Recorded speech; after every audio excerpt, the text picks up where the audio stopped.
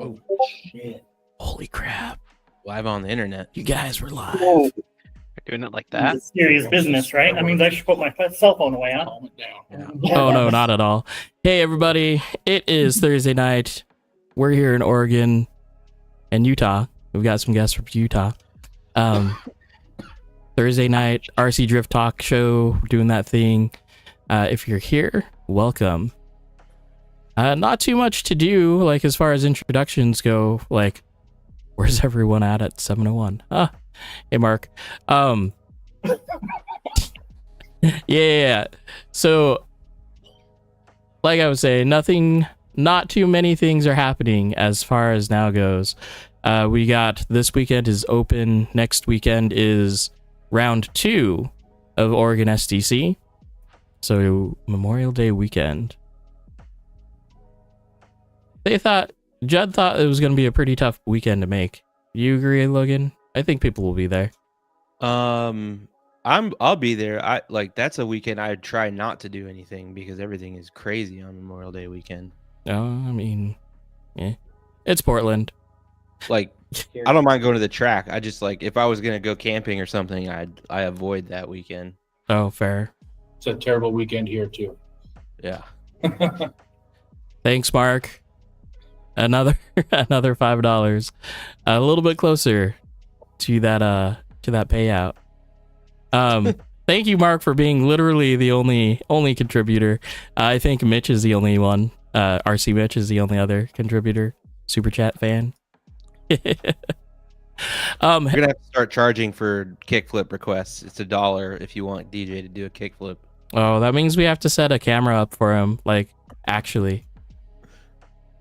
Are you guys into fingerboarding over there? We mess around with them here and there, but we all used to skateboard, and We have a friend that opened up a fingerboard park, Okay. Oh, cool. like in its own building that's probably 10 minutes away. Nice. We haven't been there yet, but it's Oh, supposed to be. I get it. Yeah. I'm gonna fix their they're not RC Drift Network or at RC Drift Network. I'll fix that pretty soon here. But, ooh, Elliot's recommending 25 cents is per kickflip is much easier for us broke boys. You got that, DJ?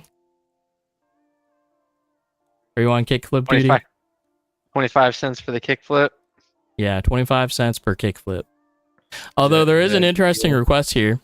JDM Cookies, can we request DJ to do a bunny hop with his bike hanging in the background? I don't know if I have the space for that in here. No way. I think you have the space. Those kind of activities. I think you have the space. Okay, so I'm gonna let Logan take the wheel here. Yeah. And I'm just gonna hang back and try to not be sick for a bit. Alrighty. Well, welcome everyone. Welcome guests. There's quite a few of you this round. So obviously we got the gang here from TCRC, which is located where? In Sunset, Utah. Sunset, Utah, which if I remember correctly is like a little bit north of Salt Lake. Yep, Yeah. about 30 minutes. Cool. So pretty big, good sized track out in Utah. Kind of known for being the place a lot of people will know because of that's where JTP drives, Justin Pollock, correct? Yeah.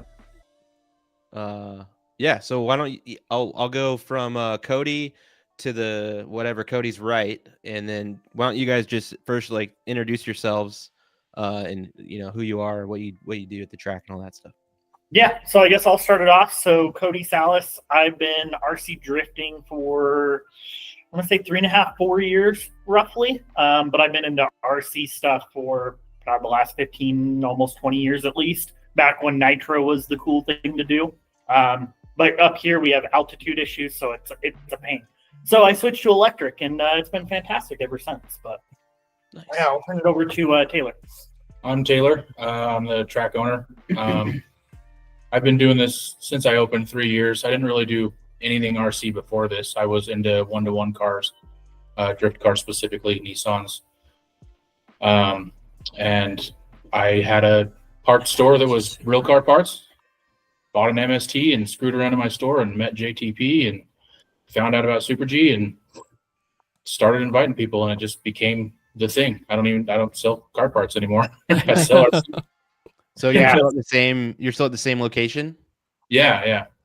We actually started in the basement. So it used to be, it was originally TC Underground because we were in the basement. We've since upgraded, and now we're upstairs, luckily, which is much better. Yeah, it's like 3 times the size. It's way bigger. Funny. Right. We kind of have a similar story. Like our origin, or at least for me and DJ, is PDX RC Underground, which was not necessarily a basement, but it was technically underground, depending on what side of the building you're looking at. But now we've moved on to the new place. But it's kind of funny because the new place has a basement, so like we're calling that the new PDX Underground. That's exactly like ours. Ours isn't technically underground, or either, depending on what side of the building. Yeah. But it felt underground. It felt like a dungeon in there. So. Yeah, literally 0 windows. Like it was ridiculous. Yeah. And service. Yeah, service sucked down there. Yeah. So before PDX Underground, Logan, like where it is now, it was actually in a basement. Yeah. Like beforehand. Yeah, and you guys just got that new place, right? That new location? Yep. That new location actually looks super sweet. It's pretty nice. Yeah, We're still working on it, getting it going, but it's pretty good. Yeah, I was looking on the map because we all talked about visiting more of the local areas around us, and it's definitely on the list. Cool. So, Yeah. I'm sure it'll be a drop for your thing, but I think we were talking about possibly going out in August for your what do you call it? Drift till you drop, or Two drift. It's Drift to Death. This year's rendition is To Drift to Death. It's the second Drift one. to Death, yeah. So yeah, that'd be sick. We would love to have you guys up here. It's I guess from where you're at, it's probably a 12-hour drive, 12 or 13-hour drive. I think it's like 10 and a half or something. Oh, geez. Fine, but If I drive to Phoenix, sunset is like basically the halfway point for me. I usually I'll get up here in the morning and I'll stay somewhere around sunset. oh wow, okay. Yeah, and I think for us to drive to Phoenix, I think it would probably be about 10 to 12-hour drive as well. Yeah, so Sweet. Well, I'll start it off next. I'm Joe. I started drifting maybe 2.5 years ago. I started a lot later than they did. I've been into RC cars and all-wheel drive drifting beforehand for a while, and then just met some old buddies again that I think it was Brody actually that was selling a Yokomo car, I think, online. And I was like, where are you guys getting these Yokomo cars? And he says, oh, we have a shop. You should come check it out. And I was like, okay. And then when I went there, I picked up an NGE and went down that rabbit hole, started buying cars, and went from there. I'll kick it off to Brody here. Yeah, I'm Brody. I've been RC drifting for about 3 years. Started a couple months after Taylor, a few months after Taylor. I thought it was silly, but I tried it and it was fun. So, well, he comes from drifting real cars, The too, real so stuff a lot. yeah. when you're banging doors on a Skyline, it doesn't. It doesn't compare. That's that's been pretty interesting to talk about because obviously you guys have obviously Brody drives in real life, or you have obviously Justin Pollock is a pretty notorious IRL drifter that seems to be really into this side of it. And then we had Reader would come by our shop a couple times and drove around a lot. So it's funny to see the people that are truly just interested in drifting, full stop, period. It doesn't really matter what format it's in. You kind of just do whatever you can to get seat time in either a video game or an RC car or whatever it is. yeah, I do not have a drift car anymore, a real one. Fair. So Yeah, this is my drifting now, and it fills the void the same. Yeah. Right on. Yeah. That's for me, realistically, even logistically, having a real drift car doesn't really make sense. And it's the same thing. It fills the void, and I know that I get to actually enjoy this part of this version of it a lot more than I would the real thing, right? I use my track RC cars way more than my real drift cars. So Yeah. Well, I had an S13 that sat outside of our track here for months. Like 8 months. probably 8 months, and it didn't move. And we'd still go to UMC to the drift events, but we would set up like rental tracks for RC drifting in like one of the garages. So it just sat there as a paperweight. So I finally cut ties and said, I gotta get rid of this thing. It just does nothing. That's hilarious. So real quick, you mentioned UMC. My buddies have all kind of debated about you guys obviously, I would assume, go to the Formula Drift event that is at that track. Yep. Yeah. We always argue about how, like, I think it'd be a pretty cool track to go watch just because I like how high speed the entry is and everything. But my buddy's always worried about like the heat and also the dust. Is the heat and the dust as bad as it looks on the TV? Well, the heat could be bad, but the dust wasn't bad at all. And the times that I've been there, it just depends on if they crash off into the dirt behind the fence you're standing on, you can get sprayed with some stuff. Yeah, that's what it looks like. If they're like the last turn, if anyone dips a tire, they just roost the whole stands, it looks like. Yeah. I haven't actually sat there at the end. They call it the clubhouse corner. Okay. It's not too bad over there. But Yeah, corner 2, if they hit corner 2 coming into corner 3, if they touch anywhere there, you're definitely getting dusted and rocks flying around. But it's not too bad. I can't remember who it was. I think it might have been Fields or something. Anyways, one of them dropped, tire a little bit, and it was splashing the fence, but it wasn't really like getting us. Yeah. But out that way too, it can be kind of windy, so it's nice because it clears the air really quick. Right. Cool. Good to know. So all of you, I would say, you've been doing it a while, but still relatively new-ish. You're, becoming veterans. But one thing that I found interesting, and which kind of is a common thing, is that there's a lot of track owners out there where owning the track was basically the same time that they started RC drifting. What has that been like? What challenges? I mean, I'm sure some of your guys were already drifting before you opened the track, and then they're going to want to have a bunch of input. And what has that been like, kind of wrestling with that, learning how to operate a drift track, how to build tracks and all that? That's a tough question. There were a handful of guys that had done it, in their garages, or I guess at a couple of places, not really anything serious around here. There was a track down south, but it was like a carpet track that allowed all-wheel drives, and really anything that would pay a fee, it seemed like, to get in there. And then for a little bit, there was a track. Well, it was a hobby shop that allowed the guys that had done it prior to me to use the space for a couple of months, and that was right before I started. And then that got shut down. The guys like into monster trucks and bashers and things like that. So that was just never going to be a thing. And so then I started this track, and to be honest, I don't think that the scene was big enough to really influence my decisions as much. I think everybody was more helpful than anything. And having been a business owner and running family businesses for many years, it wasn't really difficult in that sense, but there was a few people here and there that, they had a strong opinion. But it always boiled down to, I had my guys and I made a decision, and these guys backed me, and that's why they're here. And every one of them would give me advice when I'd ask. And we kind of all did this collectively. And that's really why I wanted all 4 of us here. That's kind of effort. Is like Brody was here first, then came Cody, then came Joe. And I've known Brody and Joe for 20 years. And so it was nothing new getting to hang out with them and do something like this. Cody came in, and for having a little arm, he freaking can bust some ass and get some stuff done. And so he came in and he started sanding concrete floors with me.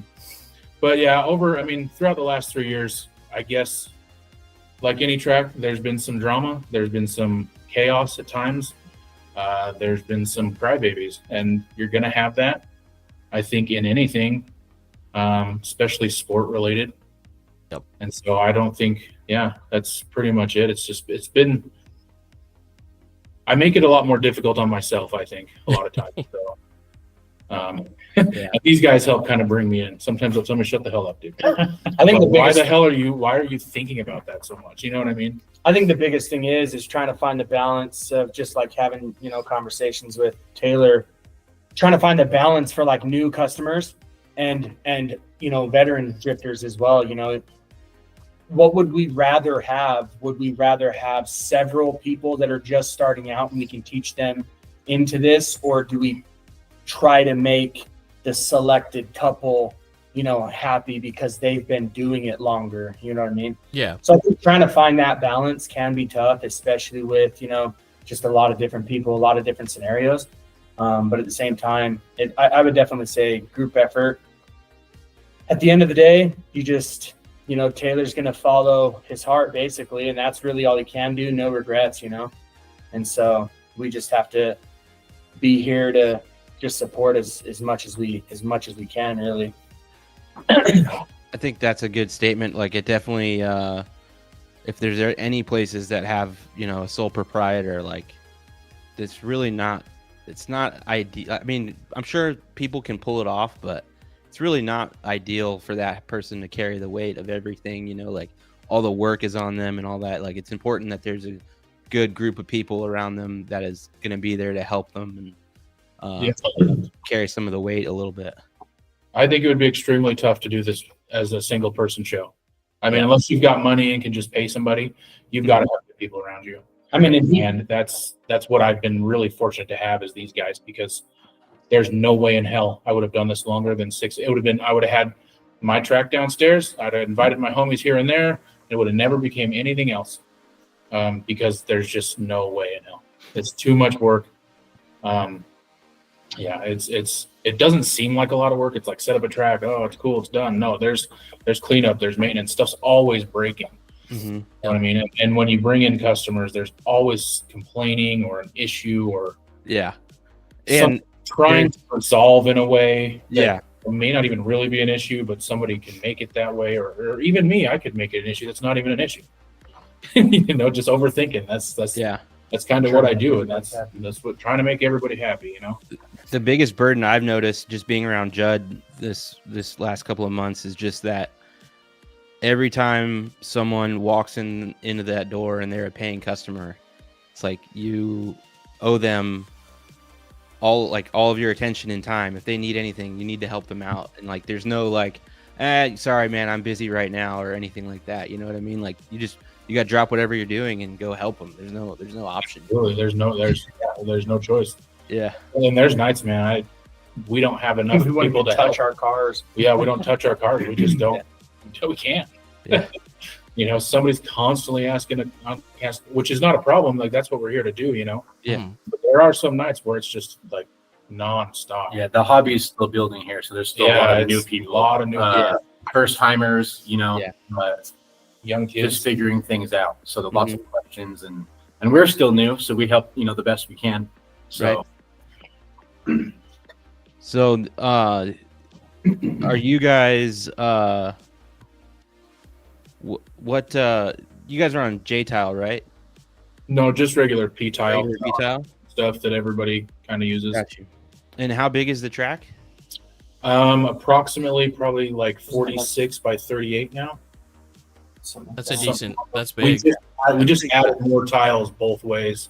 So Nice. 2 feet width and another 3 feet length. So I'm not 100% sure. I can't remember off the top of my head, but somewhere. You guys do have a STC region, correct? Yeah, we have our second round Sunday. Nice. How'd that go? No, we have it this. It will be this. Yeah. I got you. Well, how was the first round? First round went great. I'd say the biggest downfall for me is me and Cody had to sit out to judge. We didn't have judges, unfortunately, until we got to do that instead of compete, which not a big deal. It was kind of fun. Judging is just hard. Yeah. So it's a lot of pressure, but other than that, it went great. We had some new people on the podium, which was nice. We had that's always fun to see. Christian Hansen from Battleborn Sliders. Him and his girlfriend drive from Elko, Nevada every weekend. Oh wow. Oh wow, how far is that? 4 hours. 4 hours. So One they way. leave, yeah. So they leave early morning, come Saturdays, and then they show up for comps. And he actually podiumed and got second place. And it was really cool to see somebody new that we're kind of, taught and shared our knowledge, and they have climbed the ladder like that. You know what I mean? It's really cool to see. Yeah. That's one of the most rewarding things when you have people that you saw start to do really well. Yeah. It was a lot of fun. But yeah, it was really good. Yeah, Brody, the judging thing is tricky. Like first it's hard, place. hard to find. Can be hard to find dedicated judges that can be there. Right. Well, it's like there's no payback either. It's like, Right. What can you do, Completely unrewarding. Like you've got to, and if you make a bad call, you feel like a jerk. Yeah, I will say so. Like I did SDC all last year. I've judged fun comps here and there, but I think judging an actual SDC comp where it mattered was so much harder for me. I think for some reason. So to answer, I think E-Town, LOL. Yes, absolutely. Judging is hard because, like Taylor said, like if you feel like you make the so wrong hard. call. Which I mean, it is what it is. Like we try to average it out between the three judges, but yeah, it's way harder than I thought it would be. And honestly, I was more nervous judging, I think, the top 3 battles than I was competing at SDC. Yeah. At Worlds. They get real close at the end there. It's kind of crazy. It's down to one decision. Yeah, Sometimes, and one little thing. still for judges that get flack after a comp. Yeah. Because you can't do everything. Yeah. Cody and Taylor, are you both going to STC this year? Absolutely. Yes. So with judging in the may have to do that, right? How are you guys planning on qualifying this year? Like, what is your strategy for qualifying? We have judges now. Okay. Besides that was last minute. Oh yeah. Well, Last minute scheduling snafu. Okay. So now I think at a minimum we'll hit the competing in at least half of the regional track owners comps. are automatically in, Yeah, that's true. and then you could either judge or compete in half. I Right. believe it was, unless they changed it. So we would be in either way, Yeah. based on that.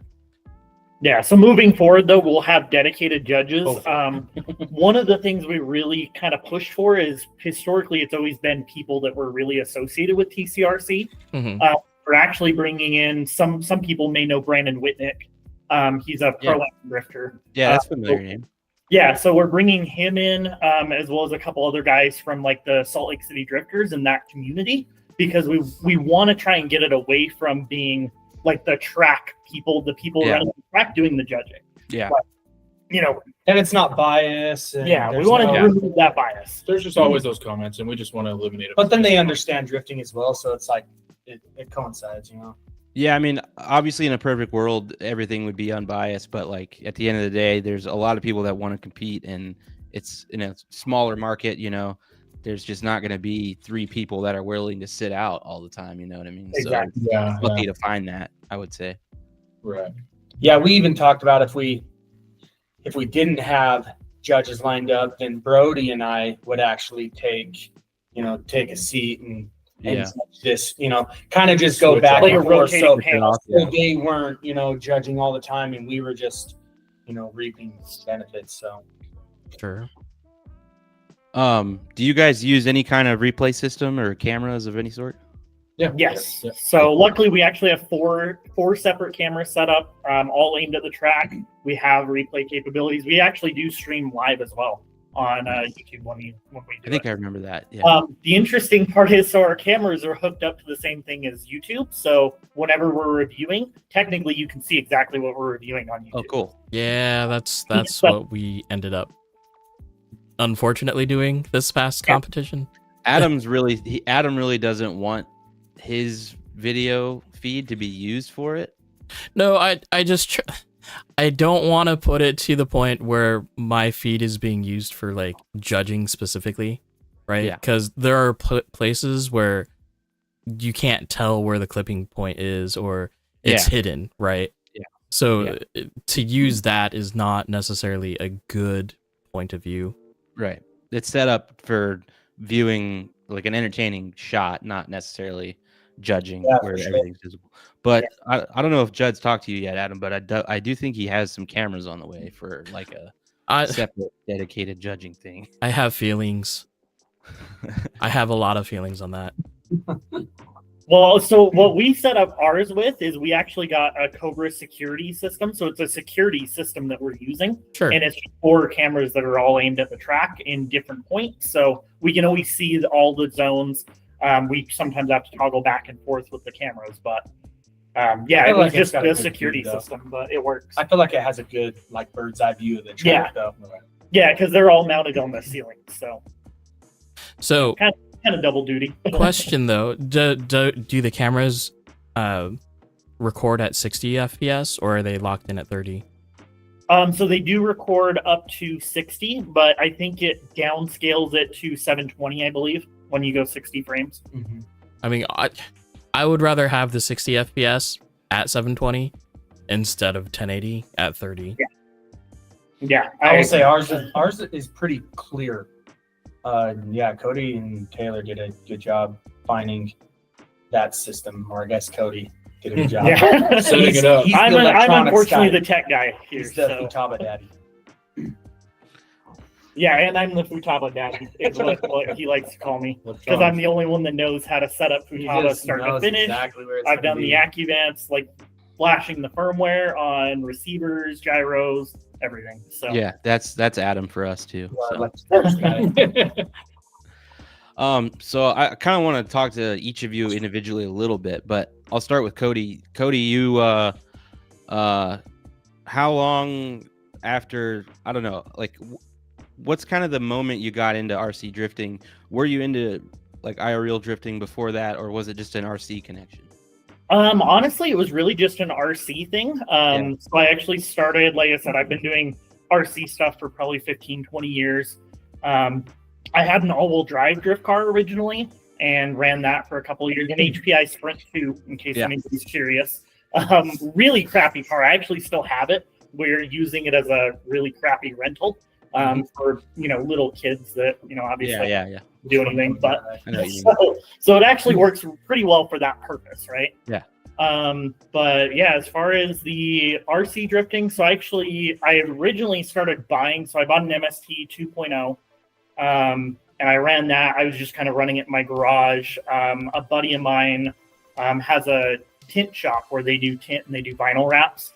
And we just kind of ran it in his shop. The challenge was we always had to pull all the cars out, set up a track, sweep, make sure everything was super clean. That's actually, I met Justin through that as well. I met him actually out crawling one time.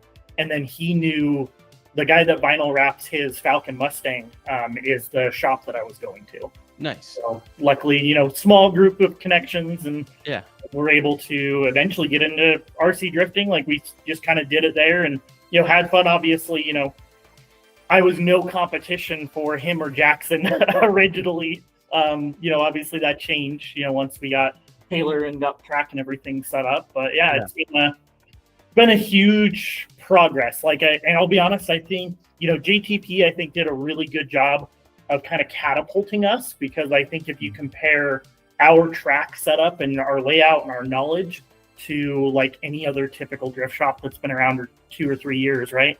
Like I think their level of success is going to be much lower than ours. And I think, I say kudos and hats off to Justin, because I think a lot of that goes back to him in terms of like or track layouts, like helping us get the initial car set up. I was actually the first one to buy a Shark way back in the day.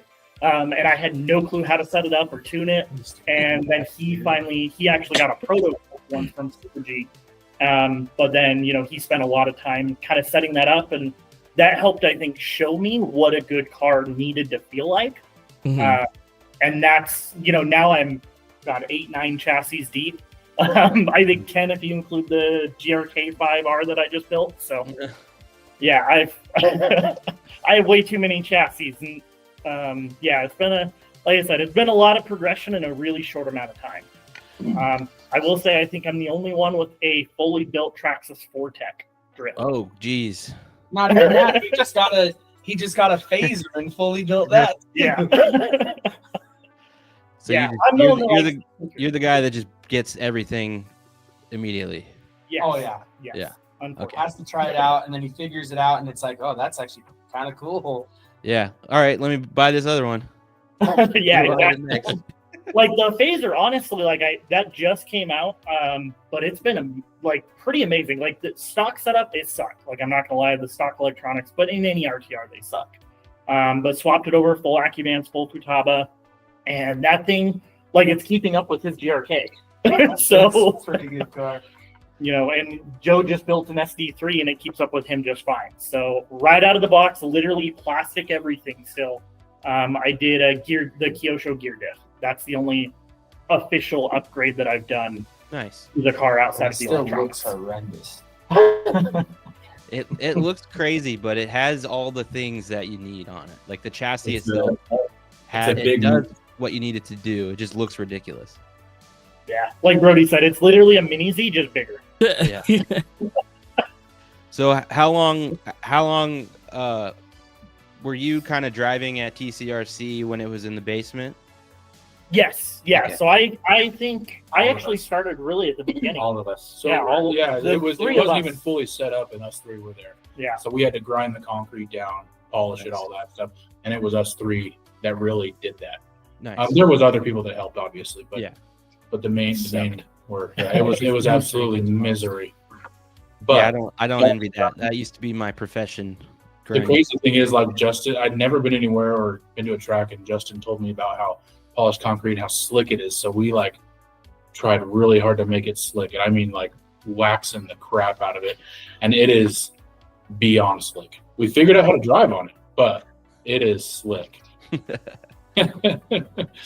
yeah. So in case you're curious, the basement track is actually still there. Yeah. So if you guys ever come down, like we can So just show it to give you. us a warning, like a week's warning, so we can Yeah. come up the area because it's now turned into storage. But My plan hasn't come to fruition, but we often will drive from up here in Oregon to Phoenix because that's where my girlfriend and I are both from, Arizona, and we'll often drive. And obviously, with Tandem in Phoenix and you guys on the way, like I want to stop by, but it just hasn't happened quite yet. But definitely have plans to come and visit you guys.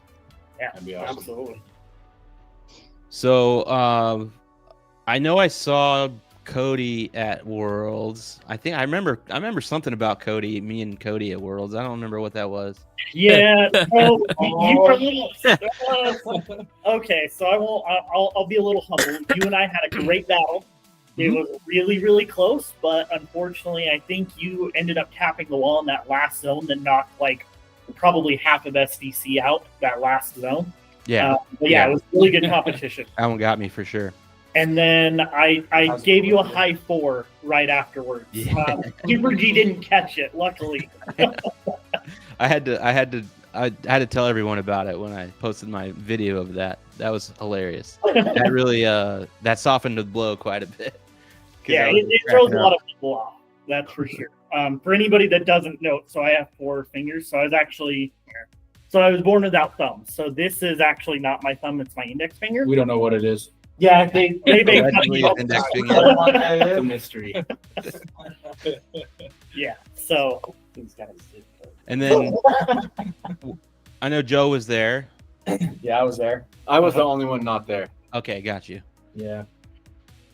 He I will remember- be this year, though.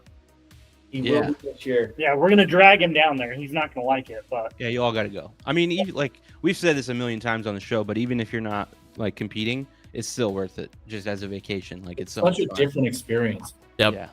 Yeah. It's such a cool vibe and fun place to be. That Yeah. I went the first year I went, I didn't go and drive. I just went and hung out with Justin and Jax. And then the next year I went and drove, and both times it was just a blast. Yep. And anybody that has any interest in RC drifting should experience it. It Absolutely. changed my entire outlook on the direction of my track. Keep in mind, it's experience it. You don't even have to compete. A lot of Yeah. people are like too hesitant because it's like, oh, I'm not good enough, or man, what's the point of just going and driving for like whatever amount of time, right? Because you're at a Yeah. competition, you don't drive that much. Right. But yeah, I've gone 2 years in a row, haven't driven. I think I've driven a total of 5 minutes on the Super G track. Oh wow. Gotta get it done, man. But Yeah. It's worth it. It's so worth it. It's just a great experience. Yeah, the big thing is that keep in mind, like after they kind of shut down SDC, like Mhm. they'll usually stay open for another 2 or 3 hours. So Yep. 2 o'clock in the morning, right? That's the time to drive. Yeah, you can stay late with all the other psychos. Yeah. I'm a night owl anyway, so The thing is, I kept telling myself like, man, I don't want to stay up that late. So even if we would go to like GGT, we would leave like, 1:30. Like I need to go to bed, and then we go back to the house and stay up until 3-4 a.m. anyways. So. Isn't it funny how it just All day, naturally yeah. happens like that? Yeah. Fucking wind hits us, and we And do the see, same now thing here. At We're the picking track. up food at 2:30 in the Yeah. morning. It's like, what are we doing? It's a vibrant Yeah. Friday night. Next thing you know, 40 you look at years the old. clock. It's 3 o'clock in the morning, and my wife's calling me. Why aren't you home? I'm like, oh, I was about to leave. I literally got a call last night at like 2:30. Hey, yeah, can you come I don't know. home? It happens because like we've started kind of our journey of experiencing other tracks, right? We went to Slide Lines before they closed down. We went to R3 while we were down there, and then Taylor and I just went to Scale Science and Map Survey certified. Yeah. certified while we were out there. So yeah, but it's funny because it's anytime we do that, it's the same thing. It's like we stay till the track forces us out almost. And then we go get food, and then we're up for another 2 or 3 hours. When I do like an annual training in California, so when I'm down there as well on my own, I'll go and visit the tracks. So I think it's Slide Garage, I think is what it is. It's in San Bernardino. Yeah. Old Thornberries, I think is what they used to go by. Yeah. Hit up Mike Holes, he's down in that area, and then I'll drive with the guys at Super G as well. My thing is everyone's like, go and see GGT, and my thought is I don't feel like getting home at 4 a.m. Those guys drive so late. It's Yeah. to hear the guys say that they were leaving SDC at like 1:30 in the morning, going to GGT and staying there until 4. I was like, Yeah. I don't know how you guys are doing this. I don't know. Yeah, When that's we were at crazy. Worlds, these two were like, "Oh, well, let's keep going." I'm looking at them, I'm like, "Get the hell out of here!" I'm going home. I drove. You guys get in the damn car, and we could not get these guys out. Like they would not just stop, just going, and they were ready to go. And I'm like, nope.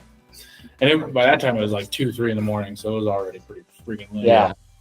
But Anytime like that, you're going to be out the next day. I Yeah, feel like yeah. headaches and everything. That's my biggest struggle with the whole week is just like I want to hang out and have a good time, but I also need to I should take this somewhat seriously. I really want to do well, but it's like, no, I'd rather just have more fun. that's really what it's about, though. At the end of the day, Yeah. Well, yeah, I don't know. I mean, It's- you can it's have all- like, how much fun you have, because if you're taking it too serious, it's not going to be a good time. it could be if you are taking it seriously and you do well. Well, yeah, I mean, obviously that's definitely a benefit, but you know what I mean. Like, Yeah, I know exactly what you mean. you got to go hang out with the people you don't see very often, and Yeah. I mean, it was cool, especially when we were new, meeting people that we just watched on YouTube. You know what I mean? And being on Nin Jonah's videos, that was freaking cool. Yeah, I was Just stoked stuff like that. It's fun. It's an experience every time, and that's what's hard. Is you got to make sure you're having fun when you're out there.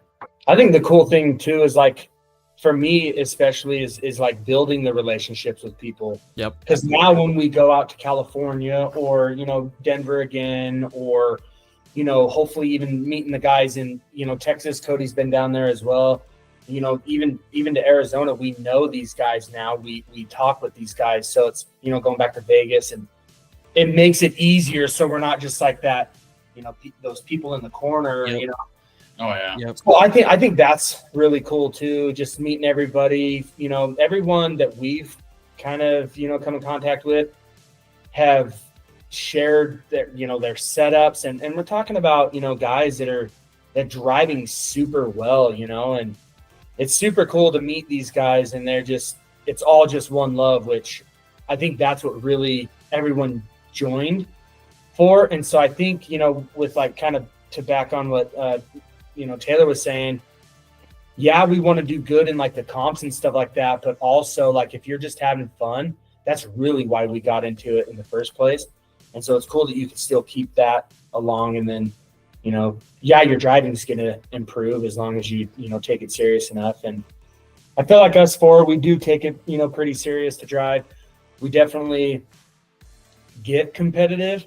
I try not to get so competitive to where it's like, because I've been pissed off and it's not worth it, No, yeah. So I agree with you on that. At the end of the day, it's like, you know what? Trying to drive against this guy right here, Brody, he's an animal. He can build a car. 2 days later, he's driving it perfect. And it's like, okay, well, congrats, man. Congrats on the win. And it's like, the comps hasn't even happened yet. It's just one of those things that's super cool because it's like we're all friends and I feel like pretty close friends. And so it's like we just want everybody else to succeed too. And, especially that we're all like doing this together for the track. When we introduce new people into it, we've been telling people for the longest time, comp. It's going to make you better. It's going to make you have more fun. So I think it's trying to find that balance of now that they see it's like, wow, I did a lot better than I thought I would.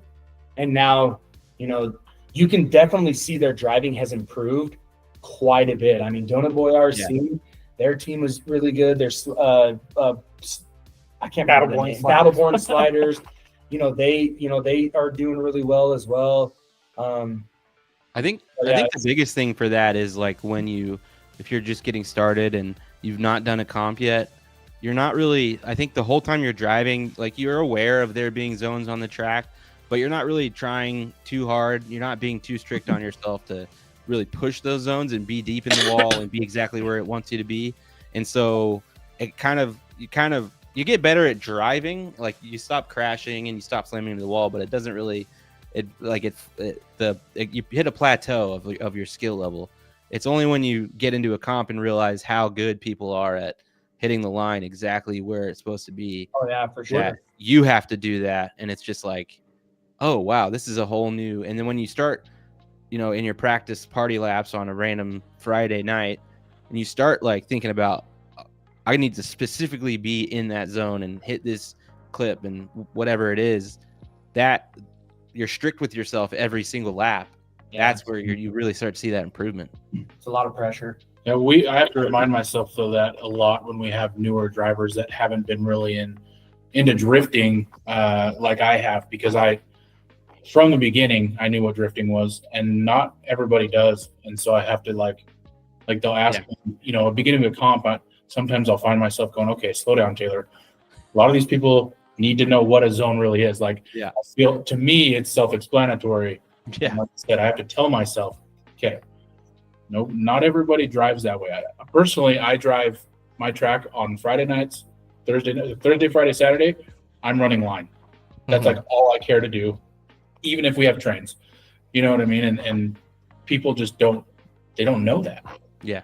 And so, but once you get, those people and teach them that, they start doing that, they definitely start focusing on that and improving and just getting better. It's a balance too. They see that freight train coming and they're like, I'm going that way.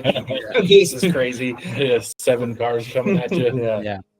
Yeah, it's just interesting. Not everybody has that experience. Like I was definitely one of the ones that didn't have the experience. I was about to call you out. Yeah, I know, right? Thanks, buddy. I was like Cody? Yeah, funny side story though. So when I first met Justin, I met him out crawling. Like we were just on the side of a mountain up here in the Ogden area, and I ran into him and his son. Like him and Jax were just out crawling, and like we just got bullshit, and like I had no clue who he was. I didn't watch Formula Drift at all. He was like, what do you do? And I was like, oh yeah, I work for Concentrics. I do like analytics, data stuff. Like that's what I do. He's like, oh yeah, I'm a Formula Drift driver. And he pulled out his phone, like started showing me. And I was just like, oh, that's cool. And I just kind of nonchalant shrugged it off. Wow. That's like, cool, dude. That's cool. Nice. That's cool, dude. Exactly. Yeah. Wow. Cool. Exactly. Yeah. And I still talk to Justin about that, and like we make fun of it every once in a while. That's funny. I was just so nonchalant about it, where he's some big deal, and I was like, oh, okay, that's cool. Like, how's your capper doing, right? So yeah, but you do take it for granted sometimes that there are people that get into the sport that have no experience with drifting at all. Yeah, exactly. Well, and that's like Brody said, we still have we're still growing. Like we constantly every week have, new drivers coming in that, they come in with like an all-wheel drive, and, we have to tell them no, we don't allow all-wheel drive. But, even people that come in with like box stock MSTs, like we have to recognize that they don't know anything. And like, we kind of have to ease them into it in terms of like, here's the track, rear-wheel drive only. Totally QS. different world than other RCs. Yeah. Yep. Everybody comes from like crawling or back. Yeah. And Yeah. they come in and they think they're like, oh, well, I've got this servo that's fantastic. Not for this. Oh yeah. Sorry. Yeah. He's like, well, it was Everybody around $230. Well, you should have Well, said 700. Yeah, for that price, right? You know what I mean? Yeah, Like, so crawling's the big thing around here. So we have tons of people that show up with like a Savox. Yeah. Huge in the crawler, or like Reefs, not their Yeah. new series. But yeah, they'll show up with these servos and they wonder why they don't drift very well. Well, they're that's not what they were designed for. That's the problem. and then shout out to everyone. You have people sometimes that show up with no RC experience, a little like they saw Formula Drift on TV and were looking how to get into it and found RC. So it's like no RC experience, no drift experience. Mm-hmm. Shout out to anyone who started like that, because that's got to be way harder.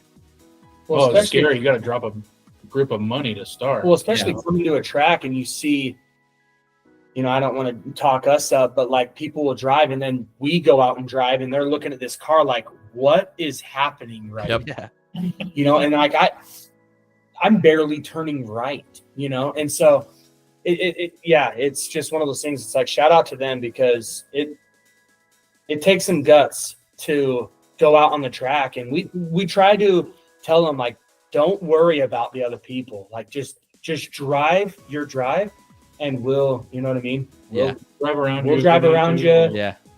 We'll be here for pointers if you guys have any questions, things like that. So, but I think that's really a big step in the right direction. I feel like is when they come in and they're like, this is so cool. I mean, we have 2 new guys here today.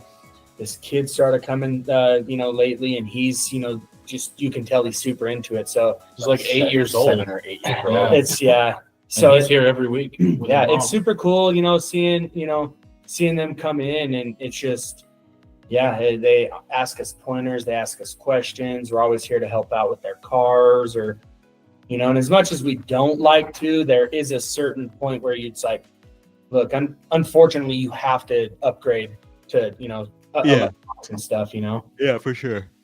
But yeah, you're right though. Shout out to those guys, because honestly, this I don't think this would be Super G wouldn't be big if they didn't have people like that were coming in weekly basis. Yeah, for sure. So it definitely a step. There was like the one thing that I would always tell new people. I wish I could get through this through all of their heads, is just like, when you're thinking about being on the track, like, don't even worry about what anyone else thinks of yourself. Nobody thinks negatively. Yeah. Everybody- Everyone here is just stoked that there's another person getting into this that they could potentially drive with in the future.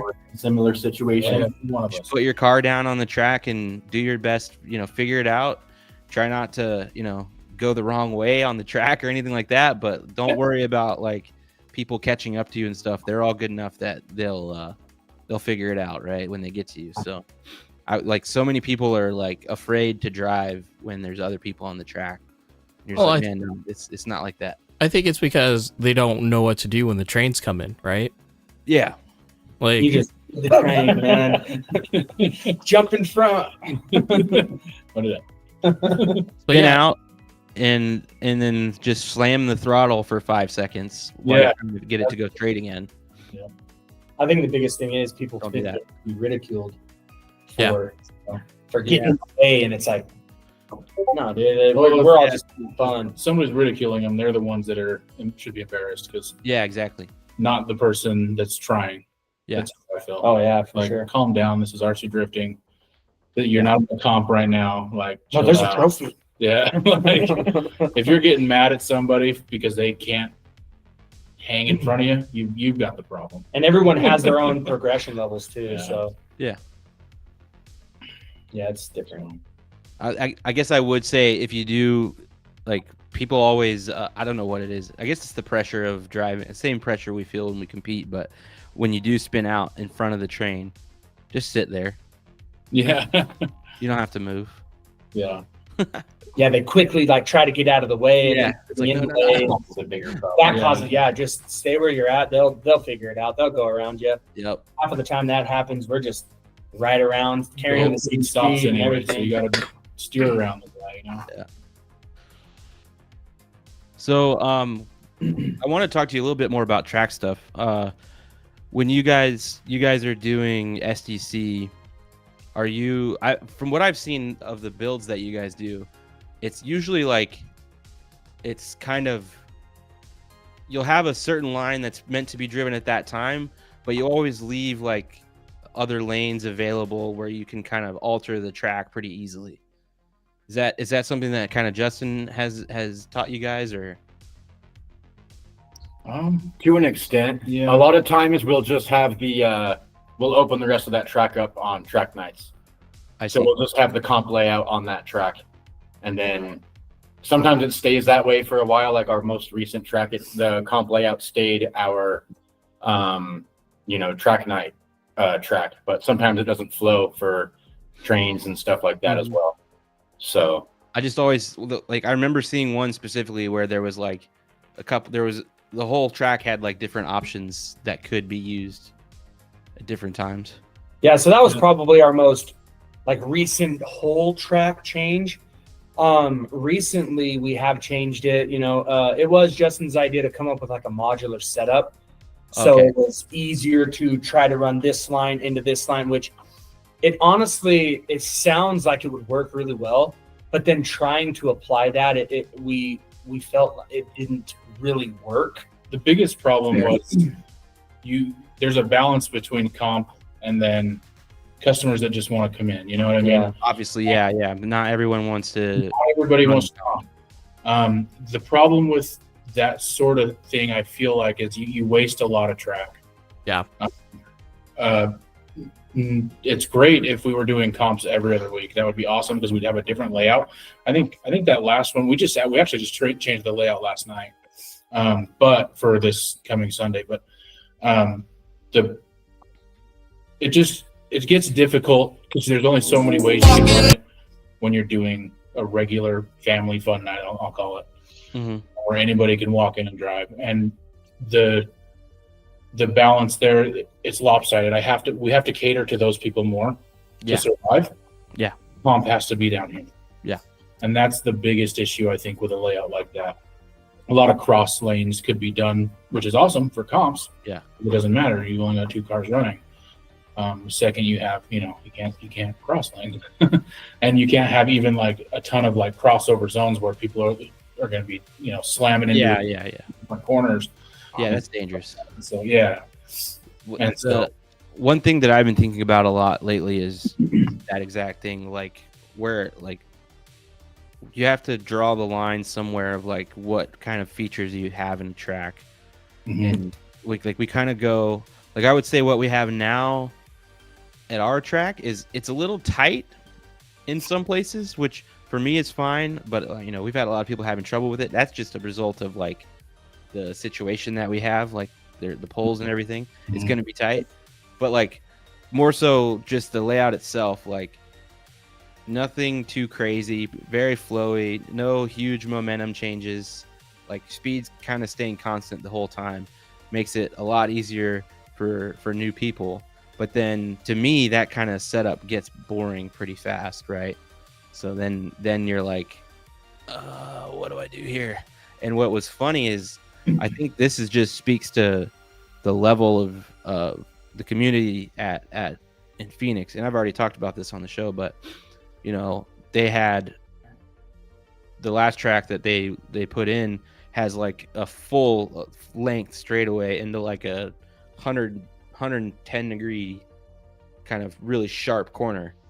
And that's like obviously something that's pretty tricky to pull off. It's super fun to drive for like an advanced driver, but definitely, your new guy on his MST is going to have trouble with that turn almost every time, right? Because it's high speed into very low speed and all that. So I'm like torn between like, man, you got to have something like that. I feel like at least one turn that's a little bit trickier than just, you know, switching back on sweepers and stuff. But I think what we learned doing this as well is driving a high-speed track all the time isn't really, like, especially if you're going to want to comp, it's not going to make you a better driver. You also need some, you know, technical areas too. Yeah. I think it is really good, like, especially once you learn that throttle control, the high speeds to the slow to then pick up speed again, you know? And so what we've, you know, what the feedback that we were getting with this last layout is a lot of people were saying it's messy, you know? I feel like that's a kind of a good word to use. A lot of people I don't know where the track flow is, you know? And we can't just be like, oh, just pick a flow, you know? It wasn't easy to see the direction for a newer person coming in because there was just 10 ways you could go. Yeah. And we tried to like kind of, you know, have different colored like tape yellow tape where it was not. Yeah. But for a new person, just like with zones, they're not going to know. Hold on. I just need to cut to this really quick. I'll go grab a drink. For track features. One of our Saturday Night Lights. It's my vision. This is cool. I dig this. Yeah, that was a lot of fun. We need to do that again. Yeah, those are always fun nights, especially just you see those cars just, you know, glowing on the track, and yeah, just it makes it a lot of fun.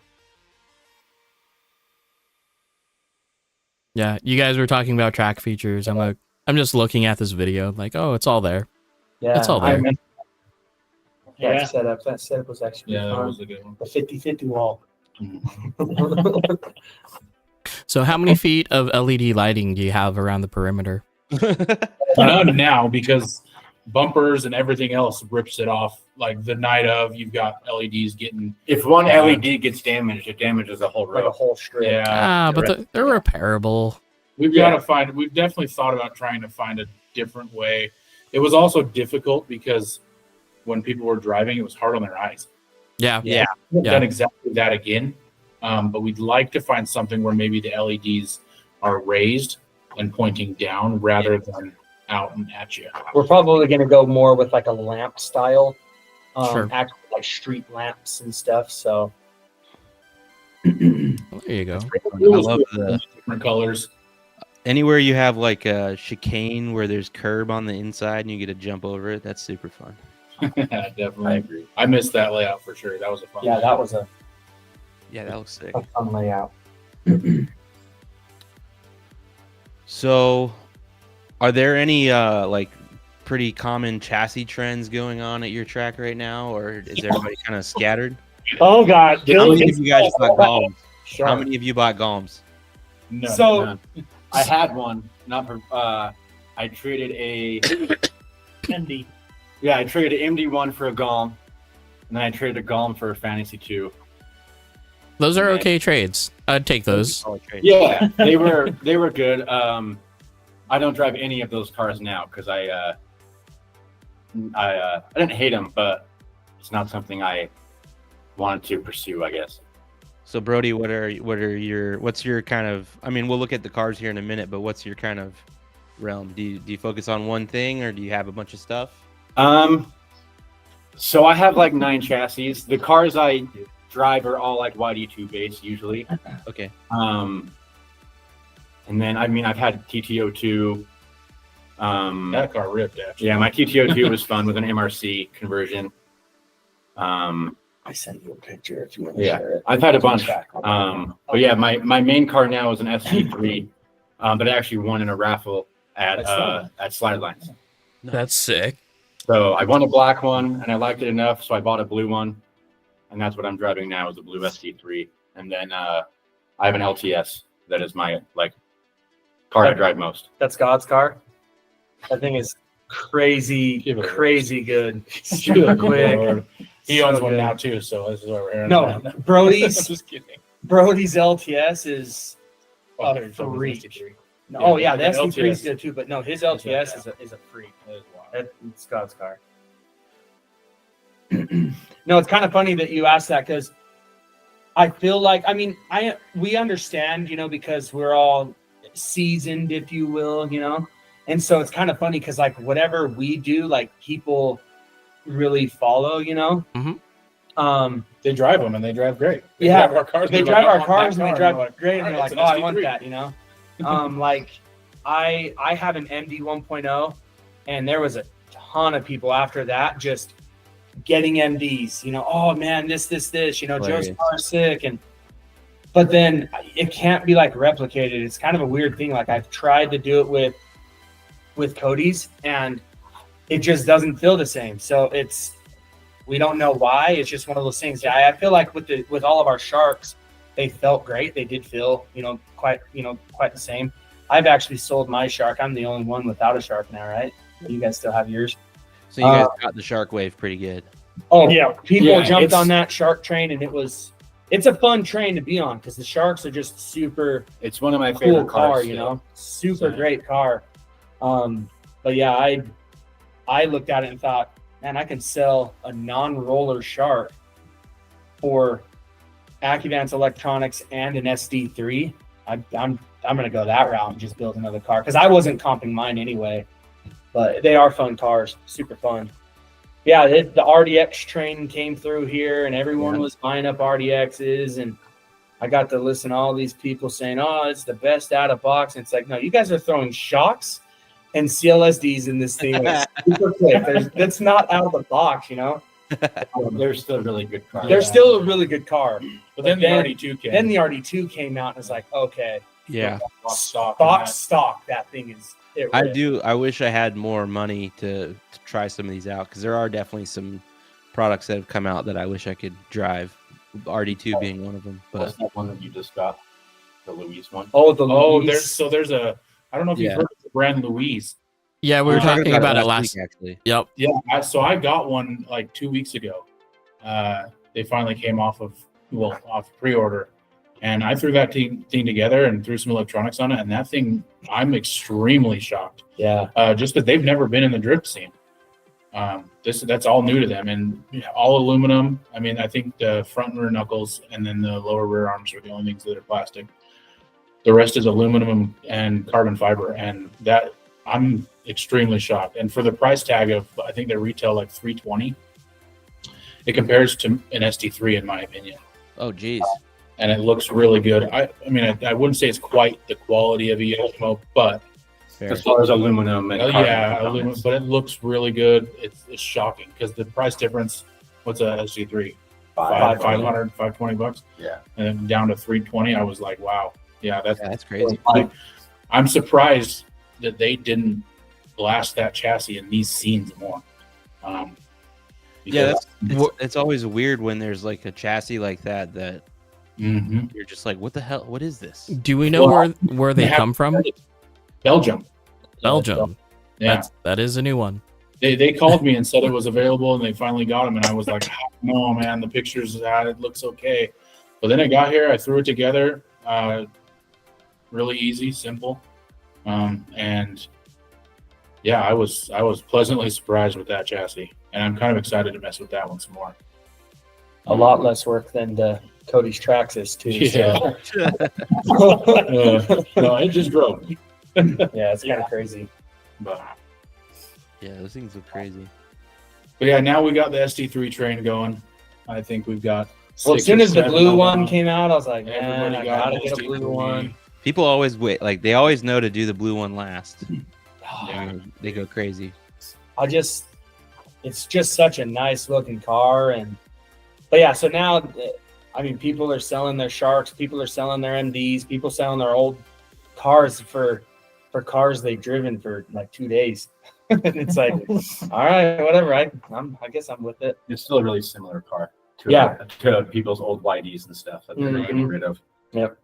See, my problem is that all my chassis are so unique that I can't afford to like sell them. I get it. I don't like selling them. Yeah. What about GRKs, GRK5s, and Rs? You guys? Yeah. So Taylor picked one up, 3-4 weeks ago, maybe, At least. give or take.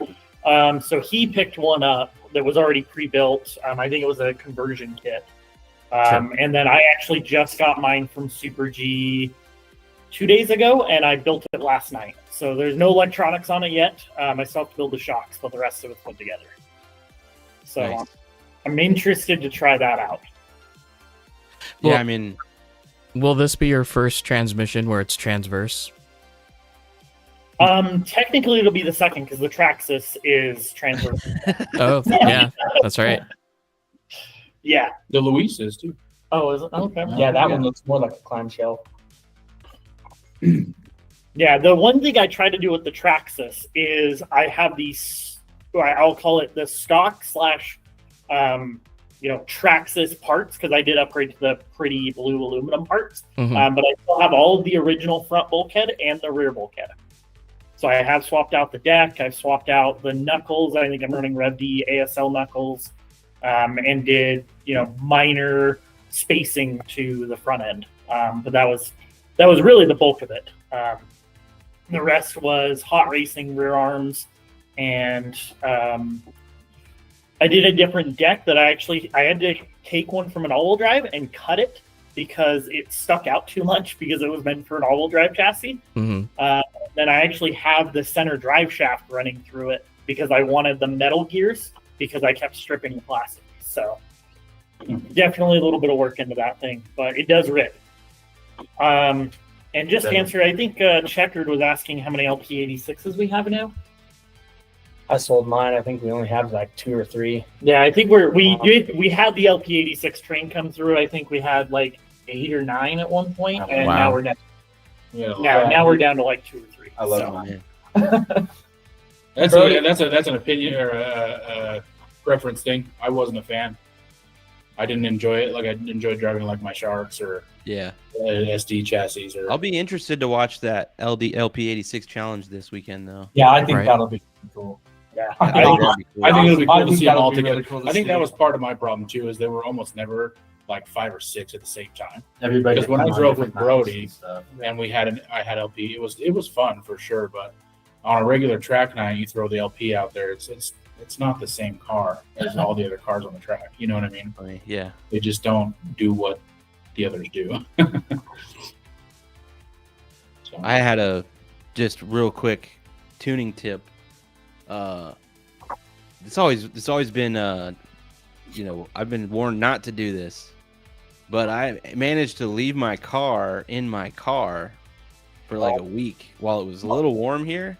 Uh-oh. I swear to God, it's faster now. What did it do? Like warp the deck or something? And it's just grabbing traction? I don't know, dude. I don't know. Well, it softened everything, so it's like I a don't whole tire now. The whole chassis has Right. action. Changed the whole geometry and it's better now. So, pro tip. Leave Well, I it was alone. gonna say, you guys. I think when Kevin was on here talking, you guys were talking about like kind of the oblong rear tires, right? Yeah. Breaking it up a little bit, giving them additional traction. Fun fact, that does actually help because I took an SCX 24 brass insert and I cut a piece of it. Anything Oh, more okay. than half a gram would cause just a knocking noise that was Yeah. so obnoxious. Yeah. But I think I did like 0.3 of a gram, and it was just enough that you can barely hear it, but it definitely helped with traction a little bit. It did seem like it was I think it grabbing. did. But I put it on the inside of the wheel, like underneath where like the O-ring would go or the foam. Mhm. Put it on one on each wheel. Same Oh, amount. wow. on both That's wheels. pretty extreme. yeah, Yeah. That's what we do at 2 a.m. that's 2 in the morning tuning That's- tips for Yeah. I've only done this for 3 years, but if you put our time together in the same room, tuning and tinkering and screwing around, It's hot. you would think that we've done this for 10, 15 years. Yeah. A lot of We spend a lot of hours here. Yeah, A like lot of Brody hours. said, he's got 9 chassis. I think with the GRK, I'm up to now 10, all running chassis. Well, minus the D6. That one, I stole the electronics from it, but I think Yeah. really the only reason why the GRK kind of was introduced is, I don't know if a lot of people know, but Taylor's actually an AccuVance driver now, team AccuVance driver. actually, Congrats. Shibata. And so Yeah. he's also with Shibata as well, you know, because I guess they're kind of like sister company, Yeah, it's right? like so. And so- AccuVance, official team AccuVance, Sport from Shibata and Addiction, and then ETO Works. Yeah. So yeah, that's almost why like that's you why I know. got the GRK5R. I don't know if I'd have gone that route otherwise, but I was excited when that happened. So I was like, "Oh, give it to me! I'm going to get one of those right away. I need to figure it out because I need something that drives like I like my Shark, and Right. you know it's going to take some work." It'll definitely take some Because work, it's but it's different, a but- quick car. It's, Yeah, I mean, Charlie, I think his last name, I might Monroe. butcher it, Monroe or Monroe. He's from Texas, and that's the first, I think, GRK that Yeah. we've seen. And then, but yeah, after that, they're quick cars though. I mean, yeah. I feel like it's definitely fun. It's been a unique car to mess with for sure. Mhm. So All right. Well, do we have pictures of cars? It's about that time. should. Yeah, I will say while you're pulling those up, I posted a couple pictures. So both Taylor and Brody actually have DR30 Skylines. So we threw some of those in there as well. You know, just quick shout out. You know, Oh, yeah. Yeah, thanks. They're rare to see, and we got two in the same zip code. Yeah, exactly. That's the hard part. You didn't ever see those older Skylines anymore, anyway. the real funny thing is they were both Brodies. Brody sold them to Taylor. Yeah, yeah. Okay, Come so back and do I'm it, looking huh? for Timon Meerkat. Yep. Is the okay? Don't judge me, okay? It's from way back in the day. It's a true nickname. I 12 years didn't old. pick it. He was 7. He was 7 when we made his Discord and stuff, man. This tells everything. That's how long he's been doing this stuff. Man, it's like I only started Discord because of this channel. Like, it hasn't been that long for me. I didn't start Discord until COVID. Yeah, I think Cody's been on Discord. I think he was like number 3. Brody invented Discord. Oh yeah, that's Brody's R30. Yeah, that's Brody's an actual RS turbo. Yeah, Sick. that's pretty cool car. Yeah. Hey, look, there's Brody now. Even cameo. It's Yeah, a- that it's a is good actually picture of my yeah, car. that's a It's a good pretty picture of my car. crazy built car actually. Yeah, it's a nice car as well. Those DR30s are fun cars. Pretty badass. Okay, Styling is hilarious. first up, Mr. Blue, SD 3.0. So I think we'll get from Brody to the, well, I guess right or left. I don't know which way, but That's Well, mine. So whose is this? That's mine. Brody's. Okay. Tell them about your car. Yeah. I mean, so chassis wise, it's pretty stock. It just has all the hop up options. It's a AccuVance Rad ESC, DX1 13.5 motor, and then last night I did the CD701 and a 560 Ooh. Tava stuff. So Oh, you do have a 10PX then? Yes. Okay. Did you have a 550 and a CD700 before? So in that chassis, I had a CT 501, which that one can do UR mode, which is what I tried before. And then when the CD 701, what was the gyro before? 550. Okay. Yeah. So how was that transition like? Have Have you driven this? Huge change, to be honest. It's a money grab. No, it's Well, not okay, bad. well, So I tried this CT 501 servo before, mhm. and then switched to the CD 701, and I noticed a bigger difference between the servo change, more than anything. Well, yeah, Wasn't that's a driving. $100 difference there. Yeah. But both of them in UR mode as well. But I probably won't upgrade any of my other cars to this setup just to change. Yeah, So I don't I've think been on a worth it. So I've been on a CD 700 and a 550 for about a year now, and I don't see myself making this change. the gyro alone is absolutely no different. The only difference is it can do UR mode. The tuning options, all that is the exact same. So like when you switched it over, was it pretty much like you just put your tune in, and it was like back out. Yeah, out of not in just normal mode, it felt identical. There was no difference. And then I went to UR mode, and it was different. It's a little bit smoother. The speed's faster, Mhm. but not worth the money to change it in all my other chassis. Right. So I like the look And of the also- 550 better. Yeah. I same. think- This one does look a little bit cheaper. yeah. It's kind of weird, right? The 550 looks like really nice. Yeah, this one's a little bit like lower profile, and like the footprint square is a little bit bigger.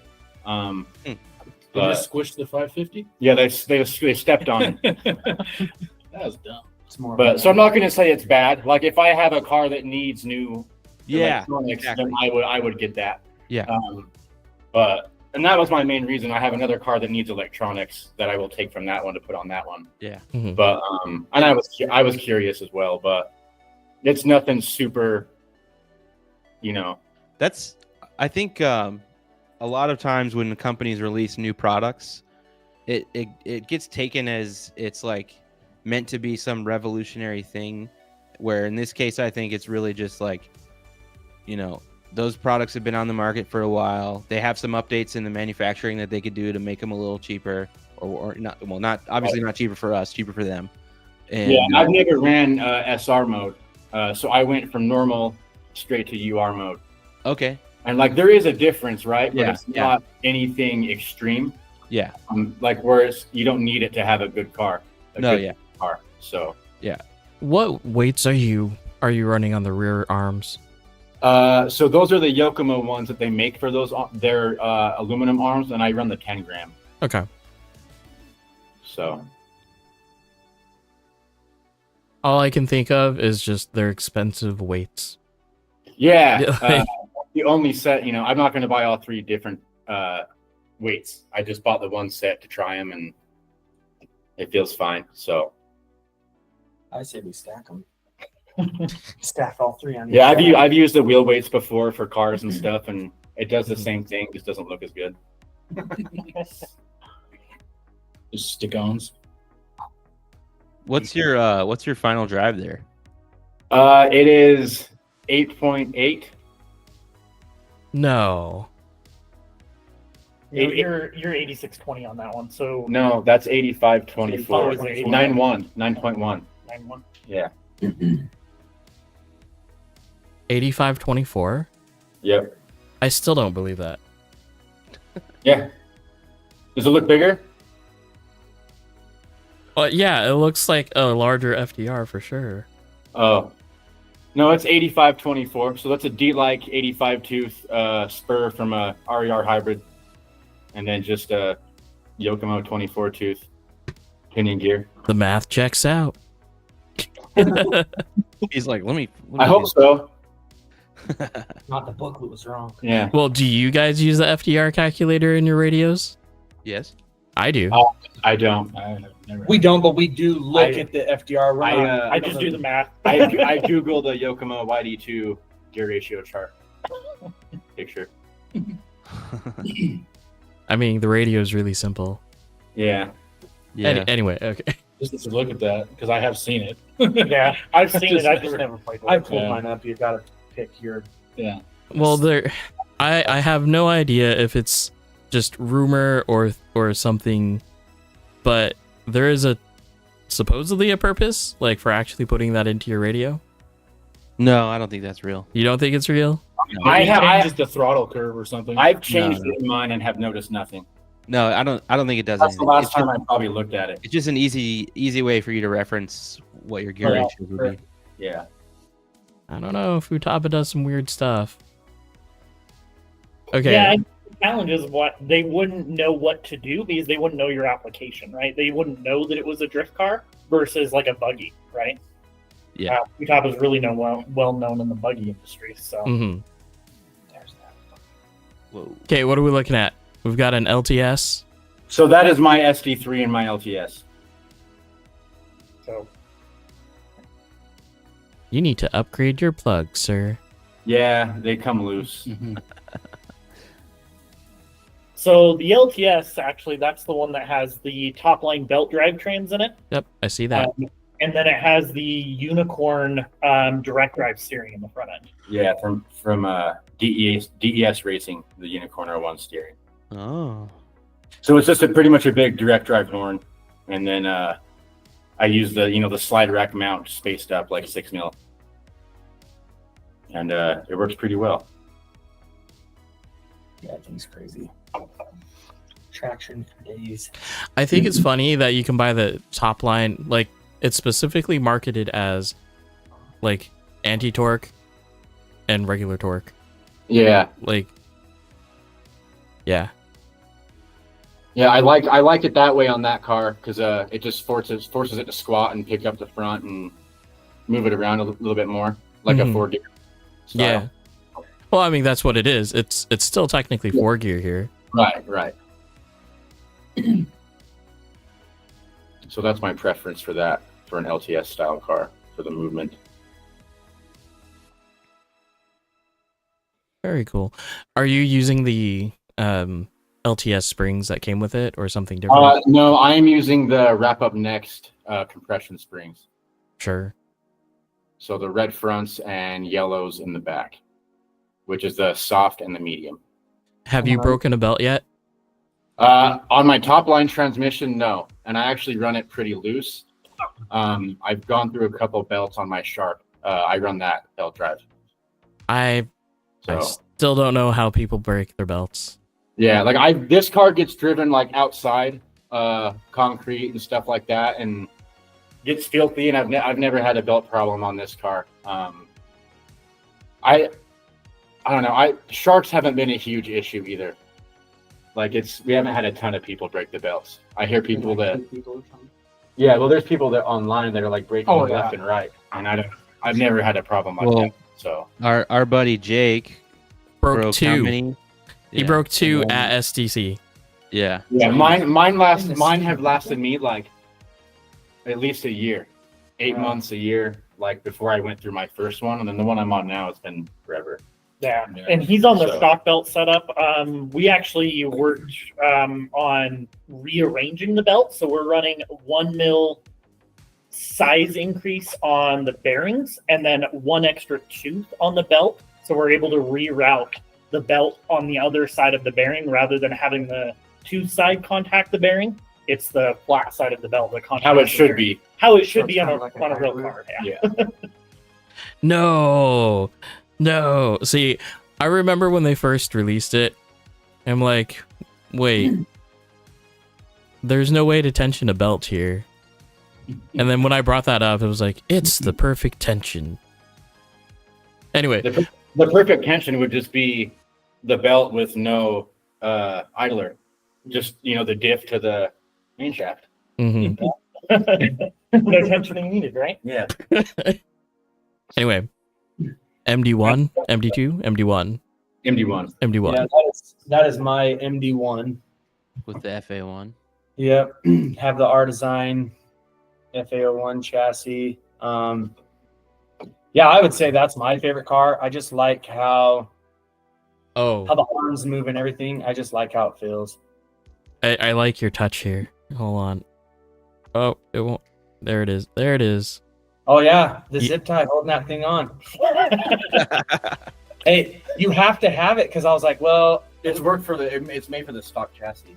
yeah. And I was like, if I put it back, that's like right where my gyro's sitting. So I'm like, and I just didn't like how it was sitting low underneath that top plate, and so or underneath those top that top deck.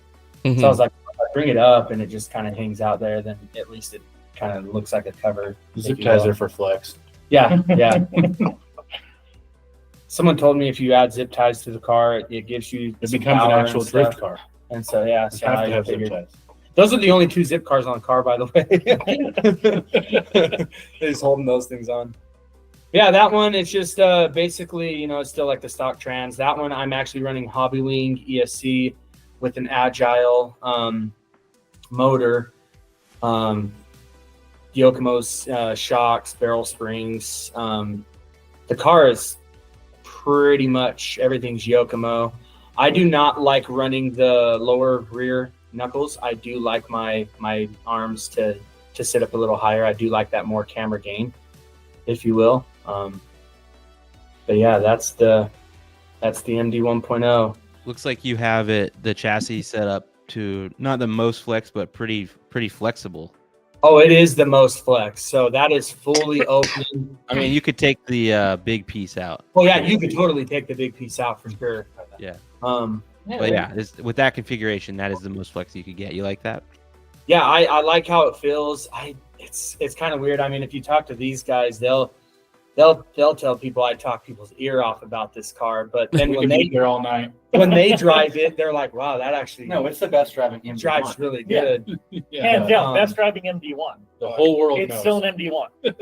Yeah, I mean this conversion or whatever you want to call it, the Artisan chassis makes. I mean, just going from the horizontal upper deck to the vertical upper decks, Oh yeah.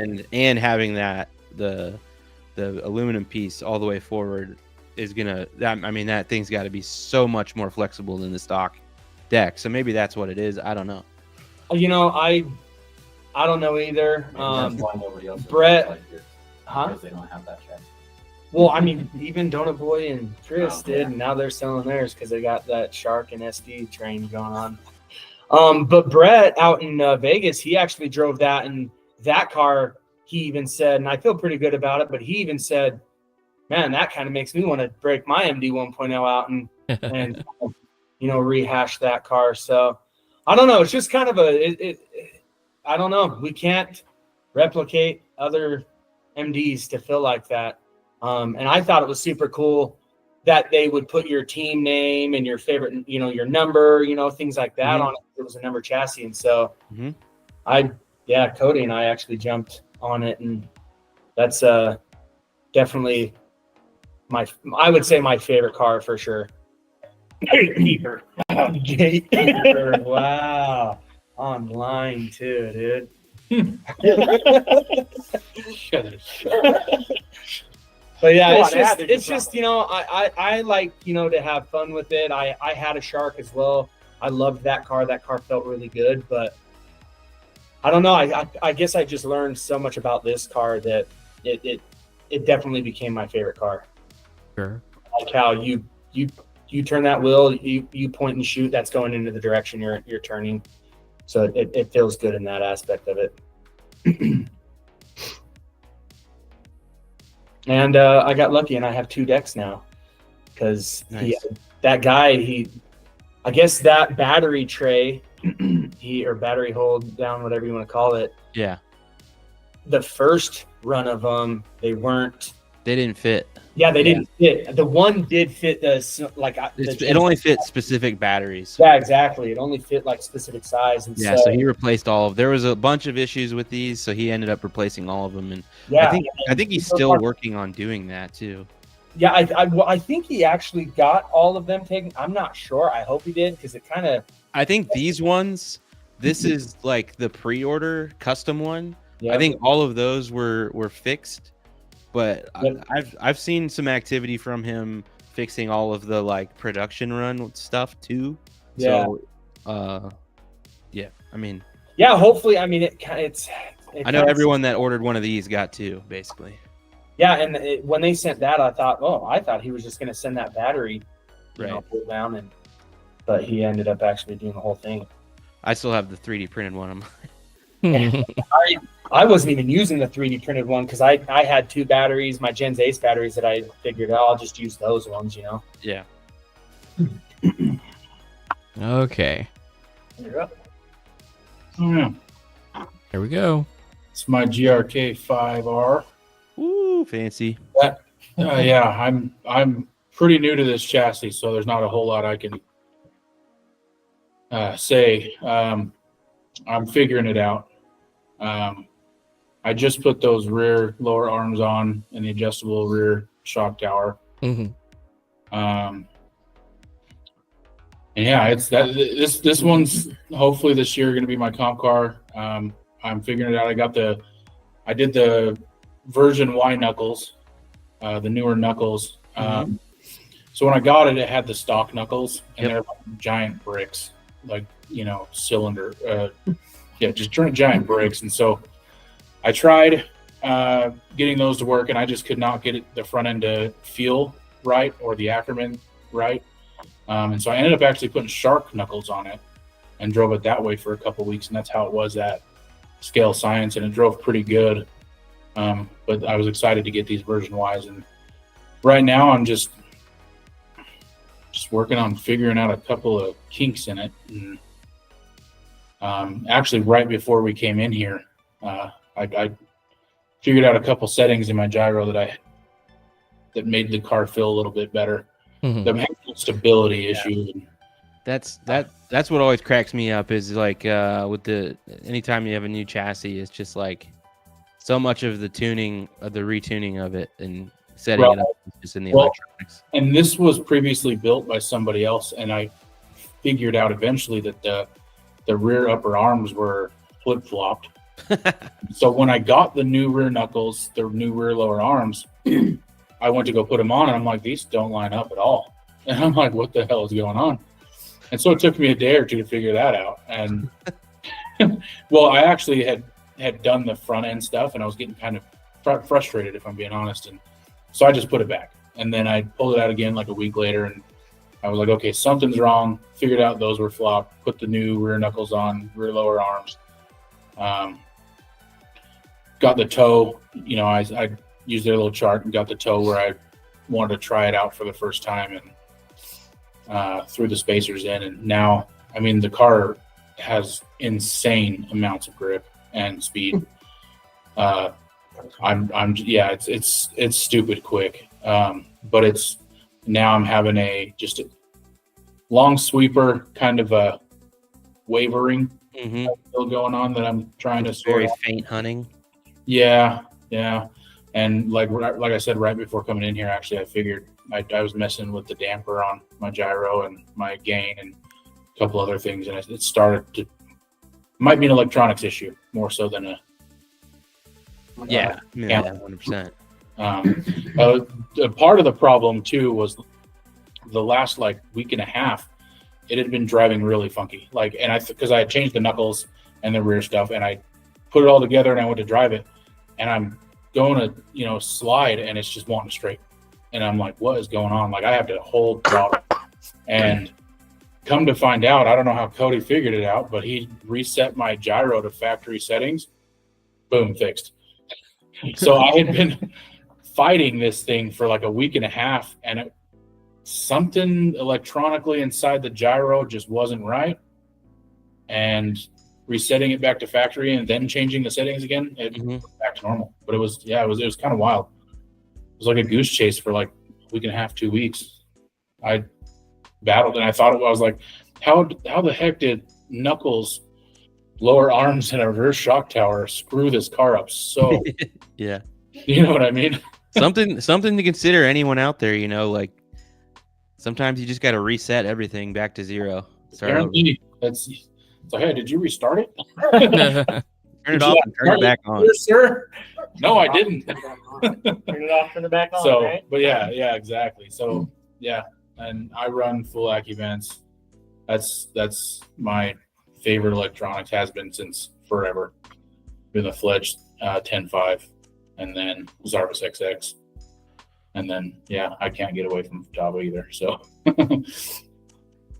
yeah, it's kind of funny. We have like I was one that switched to Futaba and then struggled with it for a while, but just stuck it out, and now I love it. But now I always mess with it.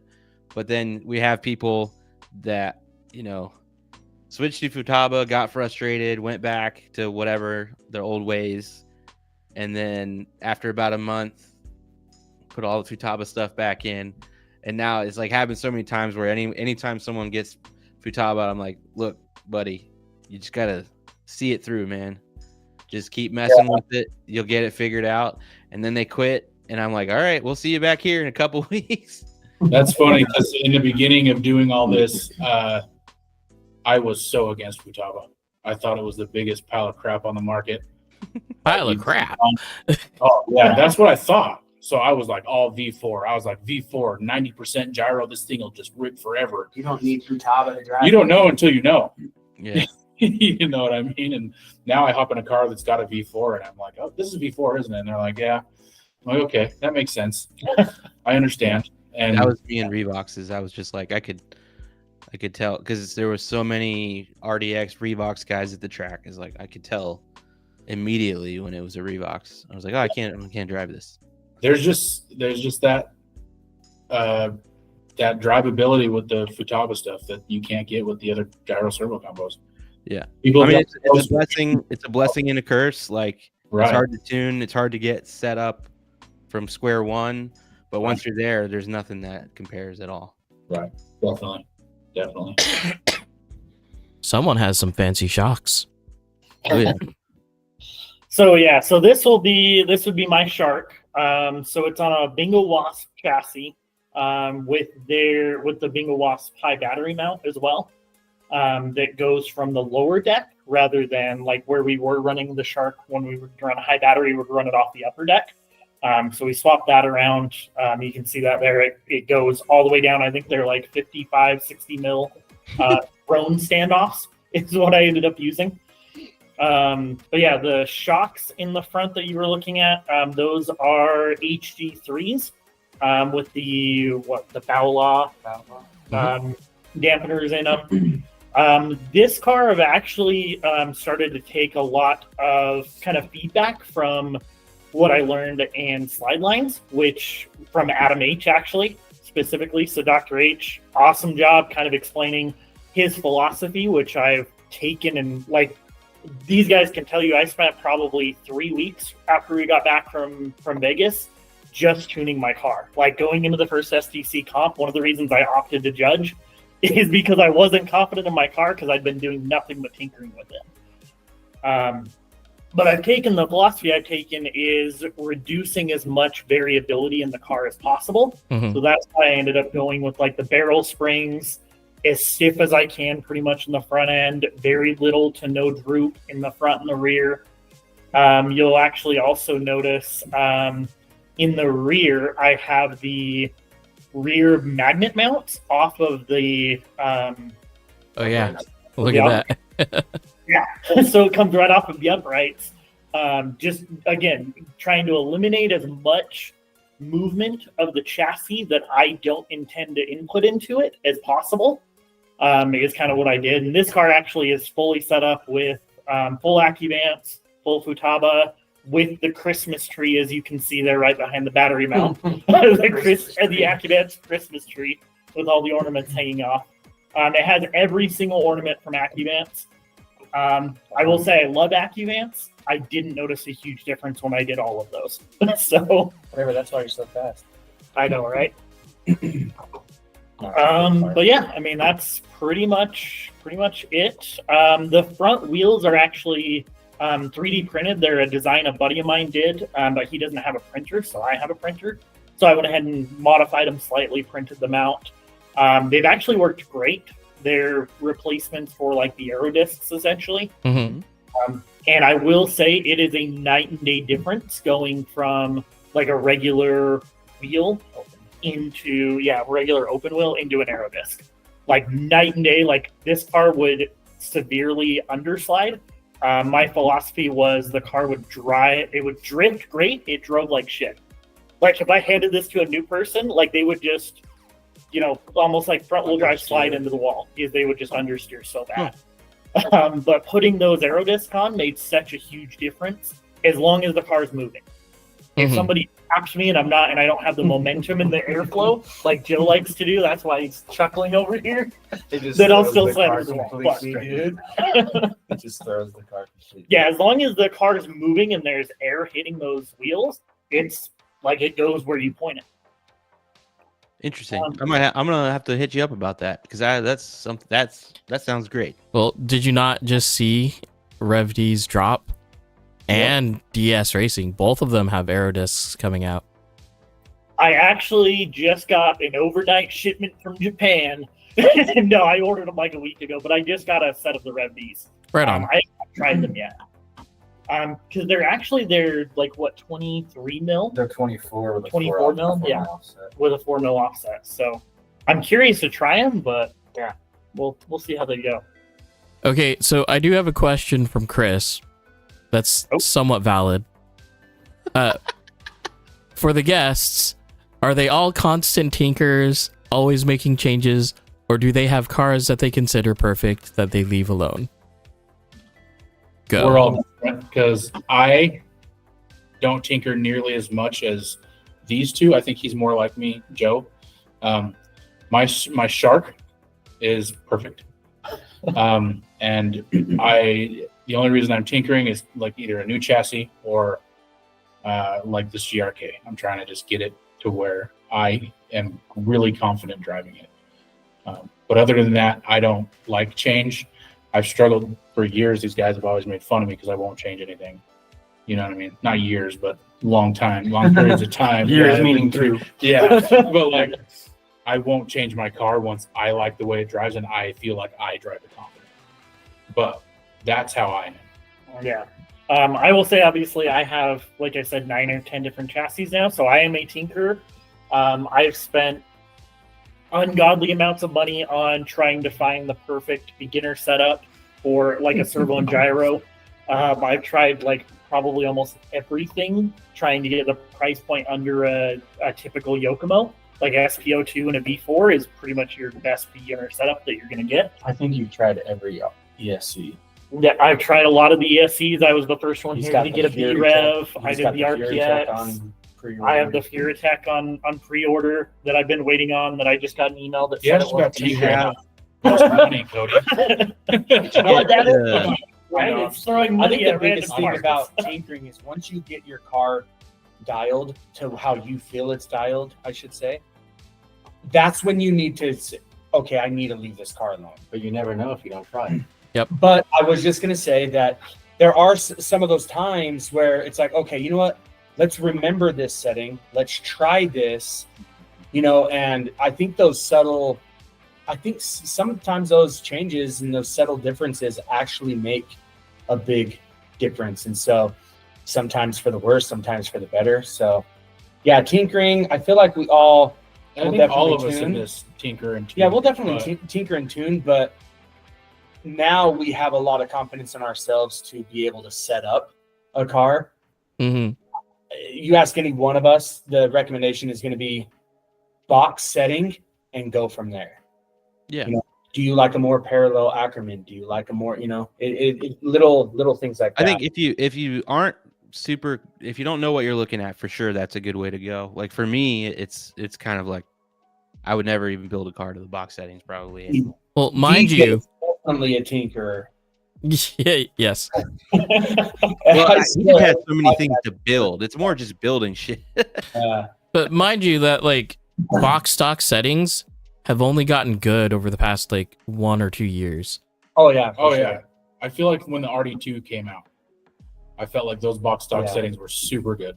I haven't experienced that yet. I from what I remember, because I was with Judd when he was building his GRK5R, I didn't think that was set up particularly relevant. You know why? It's because it was black, and the black GRK5 is like underwhelming. Wow, he said that on the podcast. I feel like all of the black cars that first come out, they're all kind of like the bastard chassis. Yeah. Because that's kind of like the MD1. They changed the mid plate on the MD1 after the, Yeah. but it sucks too because the black color is such a classy build. Oh yeah, that's And these I'll are- never not build a black car. But then I- you look at red and purple, and they pop so much better. Like just the finish looks so much better to me. But a lot of times it's too much. Like my GRK, I feel like it's a little too much purple for me. My Like my SD Shark is red and black, but it's broken up. Like I got black shocks. The front end has a black. I can't remember which piece is black, or I have black and red. So I have a combination of the two. Full red is just too much in my opinion. I agree. When I like, we always harp on people for not color matching, but if you're doing like contrast with black and a color, it's way better than just full color wash. Yeah. Right. Dow That's has how- it on lock, purple and Well, black. I'll do that even- all day. I have like RD2 with full Team AD front and rear, Mhm. and I did purple, but I did black shocks. Like even I think my motor on that is black. No, it's purple, but I did like a black ESC fan with a purple cover. so that it like broke it up. It just looked good to me. You know what I mean? I just like that difference. All purple, just too flashy. When on my SD, I went a little different, and I actually built a blue and a red. So it's like its main like blue, shocks are red, just like little things are red on it, you know. It's an American flag. Yeah, that's a great. It's got white Burrell springs. I'm down with that. I'm down with that. But really, I would never ever buy anything that isn't black. Yeah, they Once you go black, you never go back, right? That's true. Yes, sir. make they look so classy. That's the thing. Like his LTS, it just looks so good. For sure. But that's what I'm saying. Like specifically the black GRK5, and this could just be a in person versus only seeing it in pictures type of thing, right? But like it looks so plain to me. Oh, just the GRKs. Yeah, specifically to the GRK5. Everything else looks fine to me. I definitely haven't seen. No, GRK. Jake Dodd or I haven't seen. yeah, his actually looks really good. But I see what you're saying. It's the contrast, you know. Yep. I mean, a lot of people aren't a fan of like the black, overdose columns, but the red and purple are like the, flashy biz is what people want to see. Yeah. And so, Yeah, I think it depends on how much like chamfering you have on it, because like the RDXs, chamfering, whatever you want to call it, but like the RDX Rev D, Their anyway. SE version, their shiny editions. Exactly. Yeah, it's got the shiny edges everywhere, and like they just look really good. They pop. Oh yeah. When they're black. So You need to have the chamfers on there. If you don't have chamfers, then it does look kind of silly. that's why you just break it up and do silver screws. there you go. Not wrong. Tie screws Not help. wrong. Tie screws help. That's the only place where I'll tolerate. Like I'll actually consider not black. Like I'll do silver or blue screws or something. That Yeah. looks cool. We did a couple black builds with like gold screws. It looked pretty cool. That Louise Yeah. chassis was black and gold. Yeah, that's tolerable for me. I don't know. Yeah. Those shocks look really cool actually, because it's kind of like a gold and charcoal color. For sure. Be like me and get the bronze ones from One Up. Yeah, those are sick. Pick1up.com. What are you working on, DJ? I am actually installing some titanium screws from Oh, One Up. it's the RDX. Yeah, hence his plug. Yeah, for one My plug that I'm not even pretty like cool. even plugged for. He's like, oh, the screw turns in so nicely. Yeah, dude. Making it look all good. Send them a sponsorship.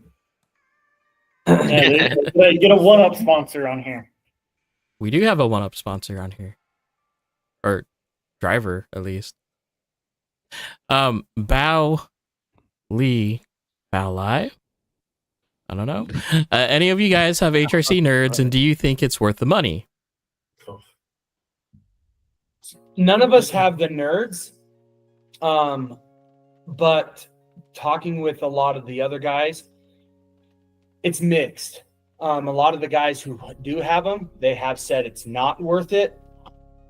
I think the best thing that we have seen now, some of the Bao Law ones, you still have like the adjustable damp. Yep. It is super cool because there's a convenience fee to everything, right? So it is nice to be able to set it with using, the same shock oil. Yes. Instead, some of us other peasants are only we have to actually change our shock oil, right? So we have to, I think I'm running 200 on the front of my MD and 250 on the rear. And so if I had the nerds or, any other, easier way, then boom, you're clicking something. It's done for And you. then you So set it once and you never change it again. exactly, I you was set gonna it say- once and never change it again. So that's where it's like, you've paid a large convenience fee. I'm not going to go on and rip, Bao Law and those nerds down, because I've bought other things that definitely don't equal the money that I've spent. You know what I mean? There's 2 points that I would make there. The first being anyone that disses on anyone for spending a certain amount of money on something is just a hypocrite because they've done the exact same thing. I bought a setup board that has no setup on it, and it looks like a flashy board. So like everybody has spent way too much money on something. it looks so you cool can't and really. But also, yeah, like you guys are saying, like I think I've legitimately, in my like 2.5 years, I think I've actually only tried maybe like less than 10, combinations of oil weight in a few different chassis. So like the fact that you can just put something close in and be able to change it right there on the track, like it just means you're way more likely to be optimized in that area. yeah, for sure. Especially if you travel. Yep. I think even if you're not traveling, if you're only driving on one track, you're going to get a better result out of your dampers that way. But if you travel, then it's like even more so. Yeah. I think it really comes down to the convenience because it's kind of like, like we're struggling with the whole Futaba Accuvance thing, right? The reason most of us have that is for the adjustability, right? If I want to add a little bit of boost, I just do it through my remote, right? Like I don't have to be like a peasant over here with Hobbywing, pull out my phone, Bluetooth connect, adjust it, send it, write it, wait a couple seconds. That's the biggest thing. The biggest argument people will give you against buying Futaba. They're like, it's just an app on my phone. But I feel like people only say that when they're on the other side. Yeah. Oh, yeah. Well, once they have the radio, then it's like over. Yeah, like I will never, like I love Accuvance and Futaba setup that much that like that is always my go-to, but it is a convenience because at the end of the day, if I'm not changing, I think Logan, like what you said, if you're changing a lot, then yes, it's absolutely worth it. Nerds are absolutely worth it if you're changing things a lot. Yep. But like Brody said earlier, right? Once you find what you want or what you like, well, it's just a a doorstop at that point, right? It's spend a bunch of money on. Yeah, if you're only driving on one track, like but honestly for me, like the way that I am, I hate building shit. Like it would, for me to be able to go through that many damping rates would take naturally like 10 years. Right. So I have them on my Shark, and it's hard to notice. Just it's like 1 through 11. Yeah. And like 1 through 5, that's usually what I do. Like I don't go 1, then 2, then 3. Yeah. I just kind of make a big jump. And that was the same on like my my real race car when I did road racing. Yeah. I would kind of just go to each extreme, like stiff, soft, and then work my way there. Fair. I would be curious to know if there was like specs on like, with a certain weight, like what the weight range is or what the actual damping rate change is compared to like changing, from 100 to 200 CST or whatever you're going to do. Well, I have 100 in mine, and I think the range of dampening is not as broad as if you did like heavier oil. Okay. Because I think it can only slow down so much. Right. Yeah. Thin of an oil, and that's kind of what I played with.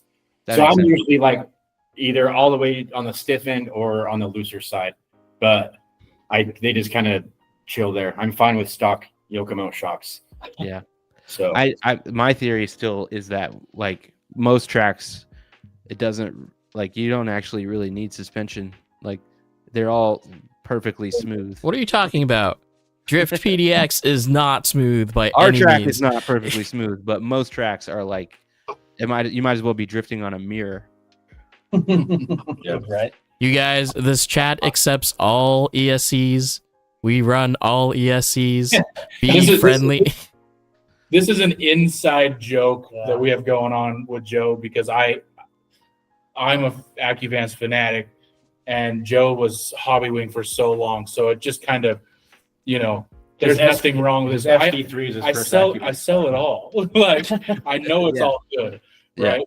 But so we've kind of just bounced this off each other and we always razz each other yeah. anyways. That's just how we are. This is but, like how we should. Yeah, I left my MD with the Hobbywing, and then as Brody mentioned, I just built a new SD3, and that was the first car I put an AccuVance ESC on. And I will say it is nice to be able to tune your car when you're, you know, I mean, we had to spend $800-900 to do that on a remote, but you know, it's like the car sitting across the track. It is really nice to be like, oh, okay, you know what? I wonder what this amount of boost would do. Oh, there's nothing like Or, you know what I the mean? convenience of changing wheel speed in 3 seconds. Yeah, for sure. Like, So definitely, boost RPM or something like that. there's it's, you know, but also kind of what Brody said about the whole, you know, shock stuff is once you kind of set it and you do kind of figure out that good, you know, then it's you're really not messing with it anymore. I think the biggest thing that I've noticed though with using different ESCs is how they tune.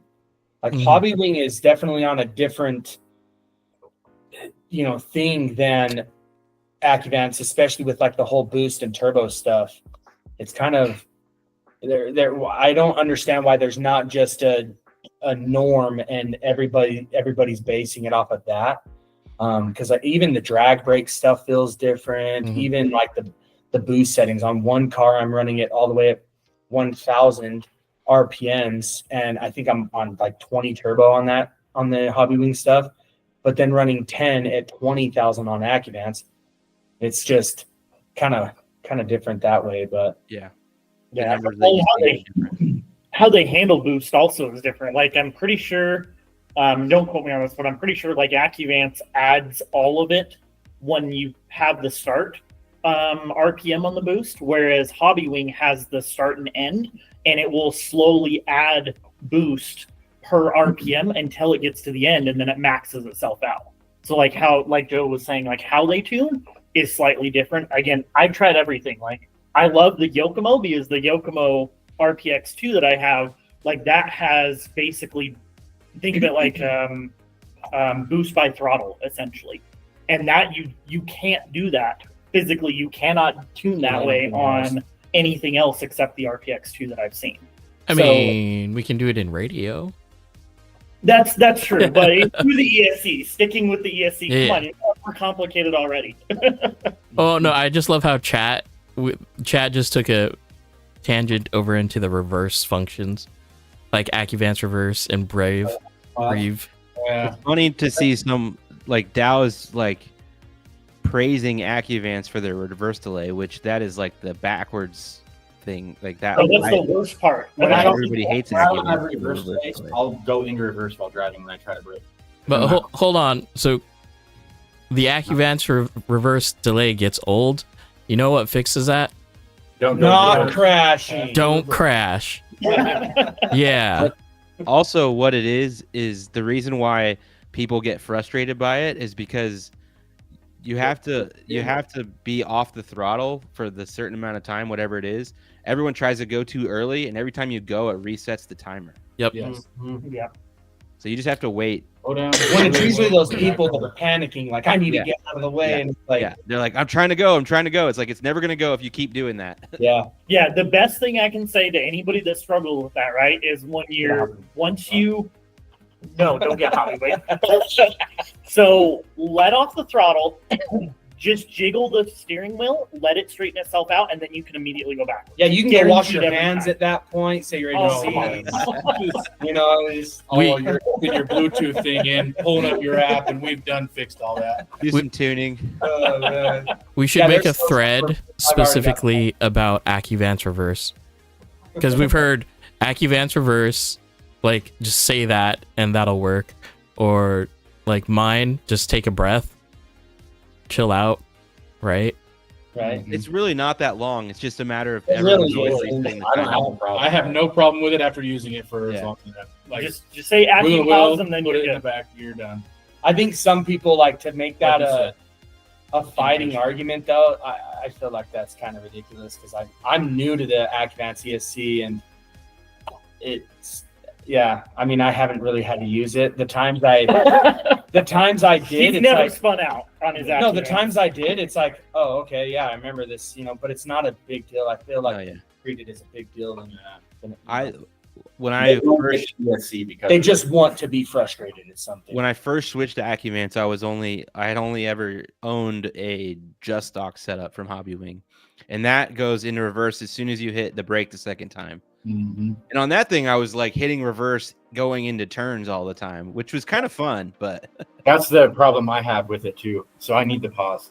I actually saw a couple of videos of like on carpet. I guess that's a super common thing to do really cool drifts. yeah, Is start drifting and then immediately like go into reverse and the car like backs itself up and then yeah, shoots. no, it does crazy shit when you go in reverse in the middle of a drift. It's pretty cool. Oh yeah. Remember when I did that one? Mhm. It was weird.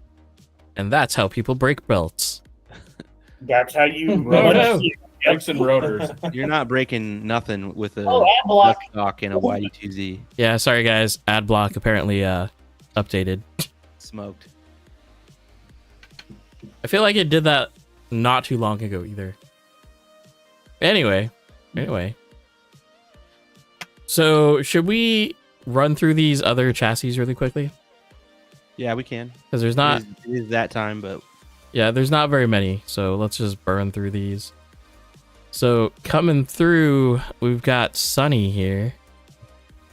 Oh, that's not what I wanted. That's not sunny. Hold on. that's not sunny. There we go. Pretty nice. Clean body. Sick. Is that a chaser? Yeah, it looks like a GTX. Yeah, that's sick. All the livery. Do you say livery or do you say livery? It is livery. It's livery. Yeah, it's Reese's, not Reese's. So it's livery, not livery. Tomato. No, that car's really cool, actually. So I'm a fan. I'm a sucker for liveries. I think they look really good, especially on those. Brody actually has just a plain silver, but it looks super classy. But then when you see something like that, I like the old D1 GP days. Mhm. And so seeing stuff like this, I think it's just really cool to see. Okay, we've got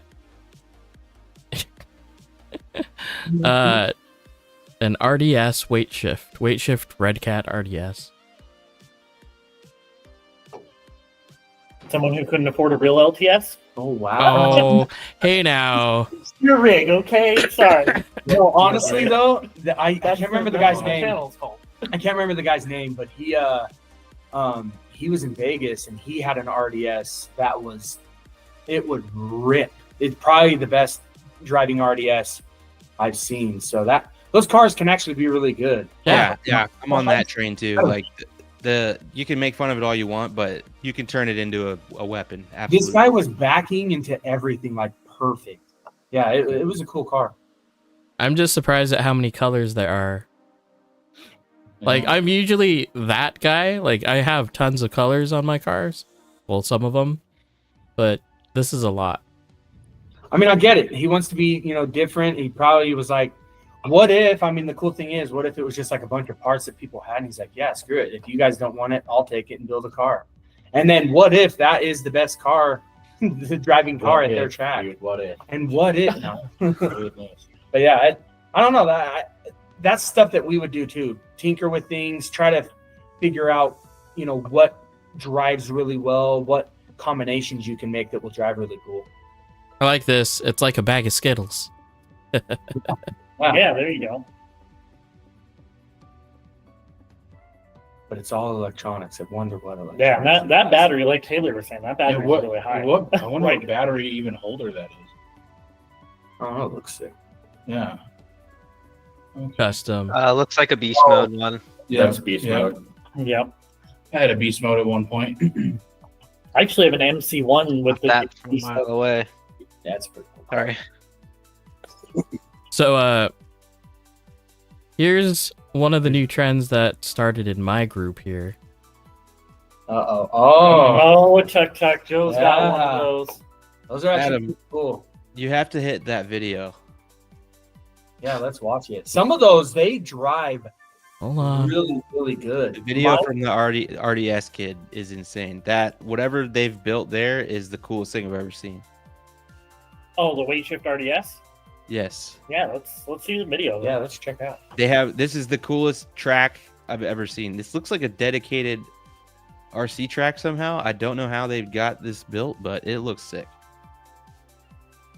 Yeah, that tuk-tuk is pretty cool. I actually have our last year's livery on one of those, just kind of like the delivery truck, if you will. Yeah, all those midnight guys are in the tuk-tuks now. Yeah, like they all bought them within a month of each other. Mike in Vegas, his drives so well. It's kind of unreal. Okay, here we go. Look at this track, dude. It's insane. Oh yeah, that's sick. It's like the remnants of a pump track. Yeah, I like was gonna say, it's almost like a pump track, like shaved down. We have that's what I was saying. Like it's like they built a shitty pump track, and it's the perfect RC outdoor track of all time. Yeah. Yeah, that's already dope. Look at that. That's so sick. And that's what we already need more of, Huh? We sure that's not a D-like? right? All right, that thing's moving like an. I think that's the RDS. It's a pump track for little kids. right. Okay. And adults are driving We toy have cars some. on. We have some. Yeah. of those here. Kick rocks, little Yeah. kids. I'm busy. I think there's one in like South. Yeah, Yeah, this take is your way take cool. your bike home. This is for Get our out of here. Well, I'm pretty sure the kids are just watching that. Take your stupid training wheels and beat it, you nerd. LTSs. You punk. Yeah, that is really cool actually. That's sweet. If that's that RDS, that thing looks like it rips. That's it. Yeah, it's the same guy. Oh, yeah. That's awesome. That's Yeah, badass. that's Just super put sick. some like street lamps on there. That'd be That'd sick. be gangster. Yeah. Some lines like a road. Yeah, put the little Like bike path street- lines in look like there. you'd be street drifting. I Yeah, wonder. dude, just go there at night and paint the street Yeah, lines on there. paint the white lines, paint the yellow lines, put some street lamps up, cement them in real quick. It'd be sick. Dude, shout out to you. That looks like I would like pay money for a track, like pay good money to go to a track. If there was like a actual sanctioned track like that. Oh yeah, that looks super. You probably cool. just got to pay for a flight, and I bet you could go there. Oh yeah, it's from Stay Hard RC. That's Stay- his RT. Oh, Red sick. cap. Yeah, That's awesome. That's cool. super sick. Yeah, there's actually a guy here today that has a RDS. Yeah. Taylor had one. It drove really well before he sold it.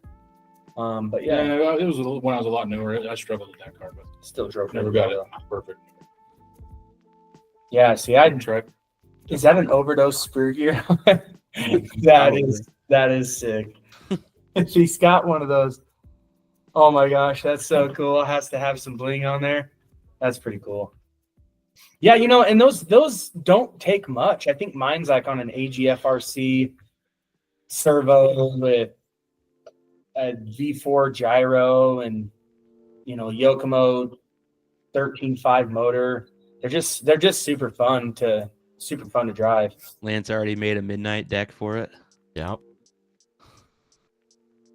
Tuck. That's super cool. 3D printers for the win.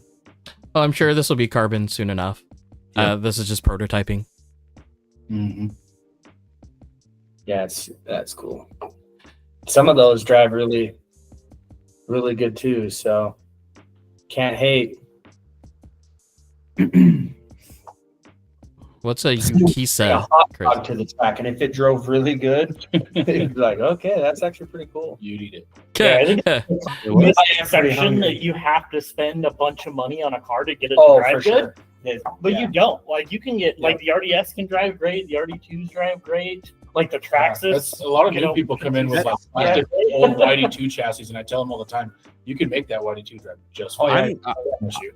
I'll get flack for this hot take, but I think the chassis is probably one of the least important things. Oh, for sure. Oh yeah, Yeah. 100%. I They would all say do good the same. electronics is definitely gonna. We tell people like you spend that $600 range, you're gonna build a good car that you can also you're not gonna outgrow as well. Yeah. Yeah, so that's what the new layout. track layout looks like. So Okay.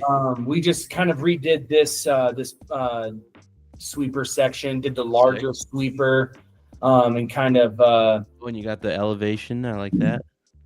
yeah. So it's Big We wanted to make it a little bit more flowy, so really, yeah, you guys got a lot of room. But That's like a better footprint than what we had. Like our old track was big, it was long and skinny. yeah, This is like shorter, but also wider. It's almost square. Yeah, it's pretty Yeah. close to square. I think square's probably not quite it, but this looks really perfect. Yeah, I think it's really good. yeah, it's fun. It is pretty big that you can still get some speed on it, and Yeah. honestly, just that sweeper is probably still 3/4 of the size of Super G's. So to kind of throw a scale reference in there. Yeah. Yeah, but we have a bridge. They already went through that. Bridge is sick. I whole like ass the bridge. So, yeah. We're just late to the party. Yeah, Steve and Joey are like, yeah, we've been there, done Been that. there, done We've had that, the yeah, bridge, right? we've had the city. Like, No, but it's just cool catching 'cause, up like, now. They got a really big, comp, facility too, and following. So Right. definitely that's going to be there, and then their, mini Z track. Yeah, That thing is insane. RC. Speaking of Mini Z, all you Portland folks, stay tuned because there might be some Mini Z action going down in the basement there over at our place. Oh, that would be pretty cool. Yeah. 2-wheel drive or all-wheel drive?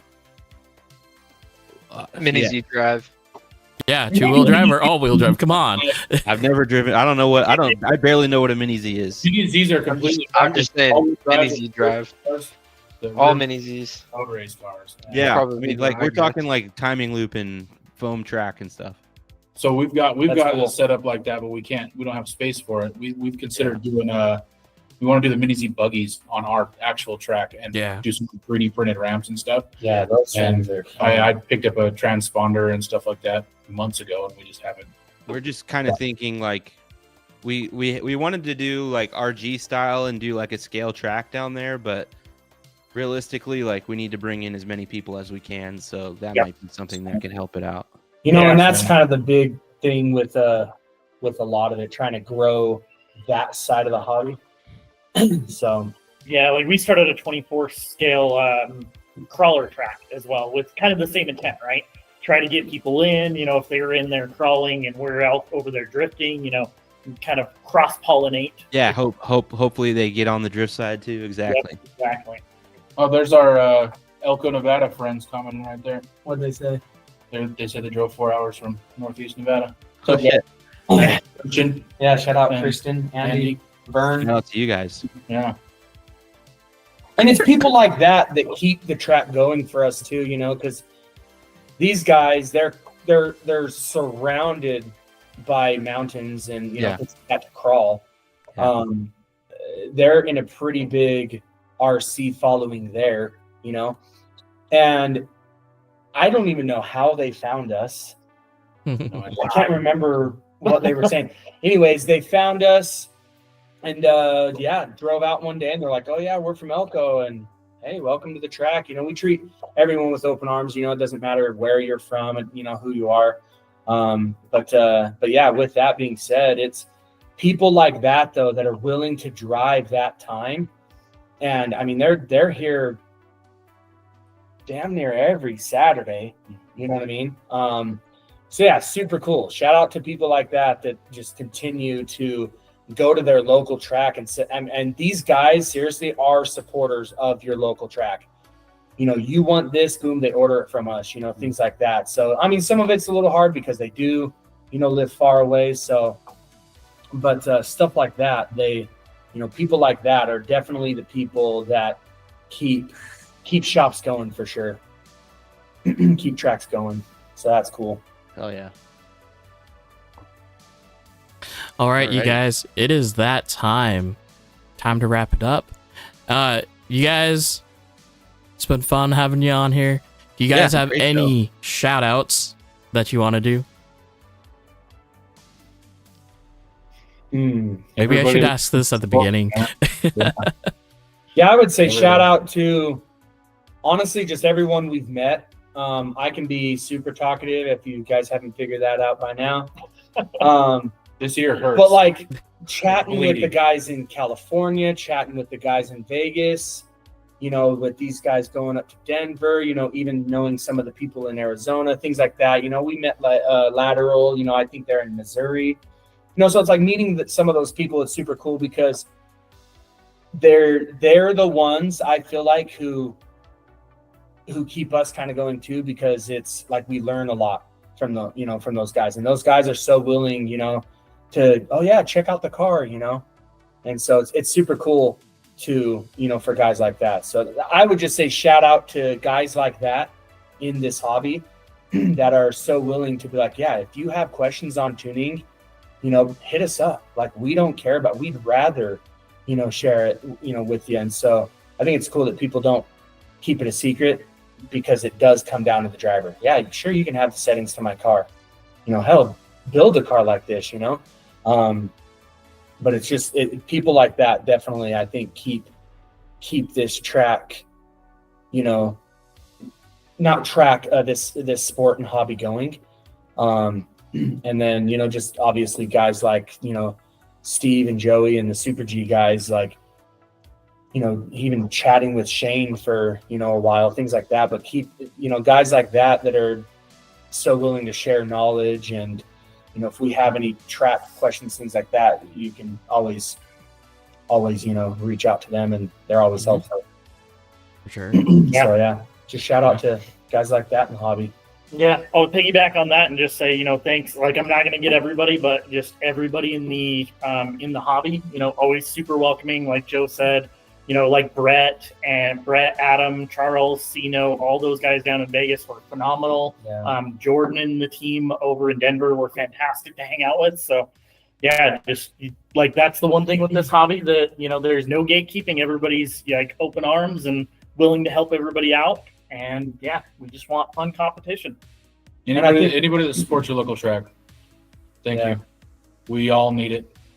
That's the most important thing, because these tracks don't typically bring in a lot of money to just keep running. And that is the most important thing.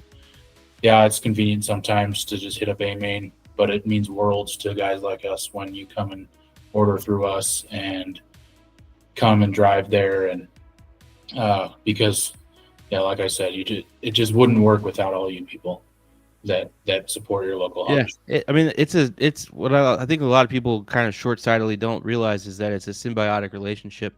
Like, Absolutely. if you want a place to drive, Yep. then you have to support it. Right. Yeah. Yeah, Yeah, like, this is a sanctuary for me. Yeah. So it's a stress reliever, more than just a hobby. So yeah, what people don't realize is that, I don't know of a single track that would survive off their $15 track fees. Like, Yeah. no single track will do it, right? We gotta Like, keep there's got to it be friendly. something else. Yeah. So yeah, support your local hobby shop. And if you guys don't have a shop dog, you guys need to get one. We're gonna get Bolt right here. Yeah, This is the shop yeah, dog. he'll be the outro for us. He sits on the couch. He greets everyone as they come in. Yeah, he's super chill. All Mine- business. Mine would have no business. He would freak out. He'd be all over everybody. He'd be chasing cars around on the track. I think he's sliding only across the track. gone on the track like a couple of times, and it's just like he's kind of just walking around like, Bolt, what are you doing? you're like, man? Bolt, come on. Just so he's following the food. Oh, Yeah, following the food. Yeah. Very funny as that. Yeah, and then just shout out to everyone who helps with, track setup. We do this for free. So it's one of those things. It's like, I was here super late, still woke up super early for work. So guys like that help out, especially for information, things like that. It's cool to have those people in your circle. Absolutely. All right, well, Adam, I think you need some cough syrup or something, right? Yeah, something like that. We'll tell Joe to stop talking. Yeah, we'll I'll this is keep your you up opportunity. all night. Until his throat gets dry. Well, so I do want to throw this out there because you guys are doing awesome as far as like subscribing. We're at 990, 10 away from 1,000. Oh, So do share, do that's subscribe, crazy. do all that fun stuff. It's been fun watching the channel grow. Having everyone on this is just awesome. It's been so much fun. yeah, you guys hang out for just a bit because we always do like a little roundup at the end. That'll be pretty quick here. But DJ, Logan, anything else tonight? No, sir. No, sirs. Nope. Yeah, nothing. All right, you guys. 5-4. Bye, Chat. chatters. You have a good week. Have fun. Go drift. Do all the fun stuff. Later. See ya. Thanks, guys. See ya.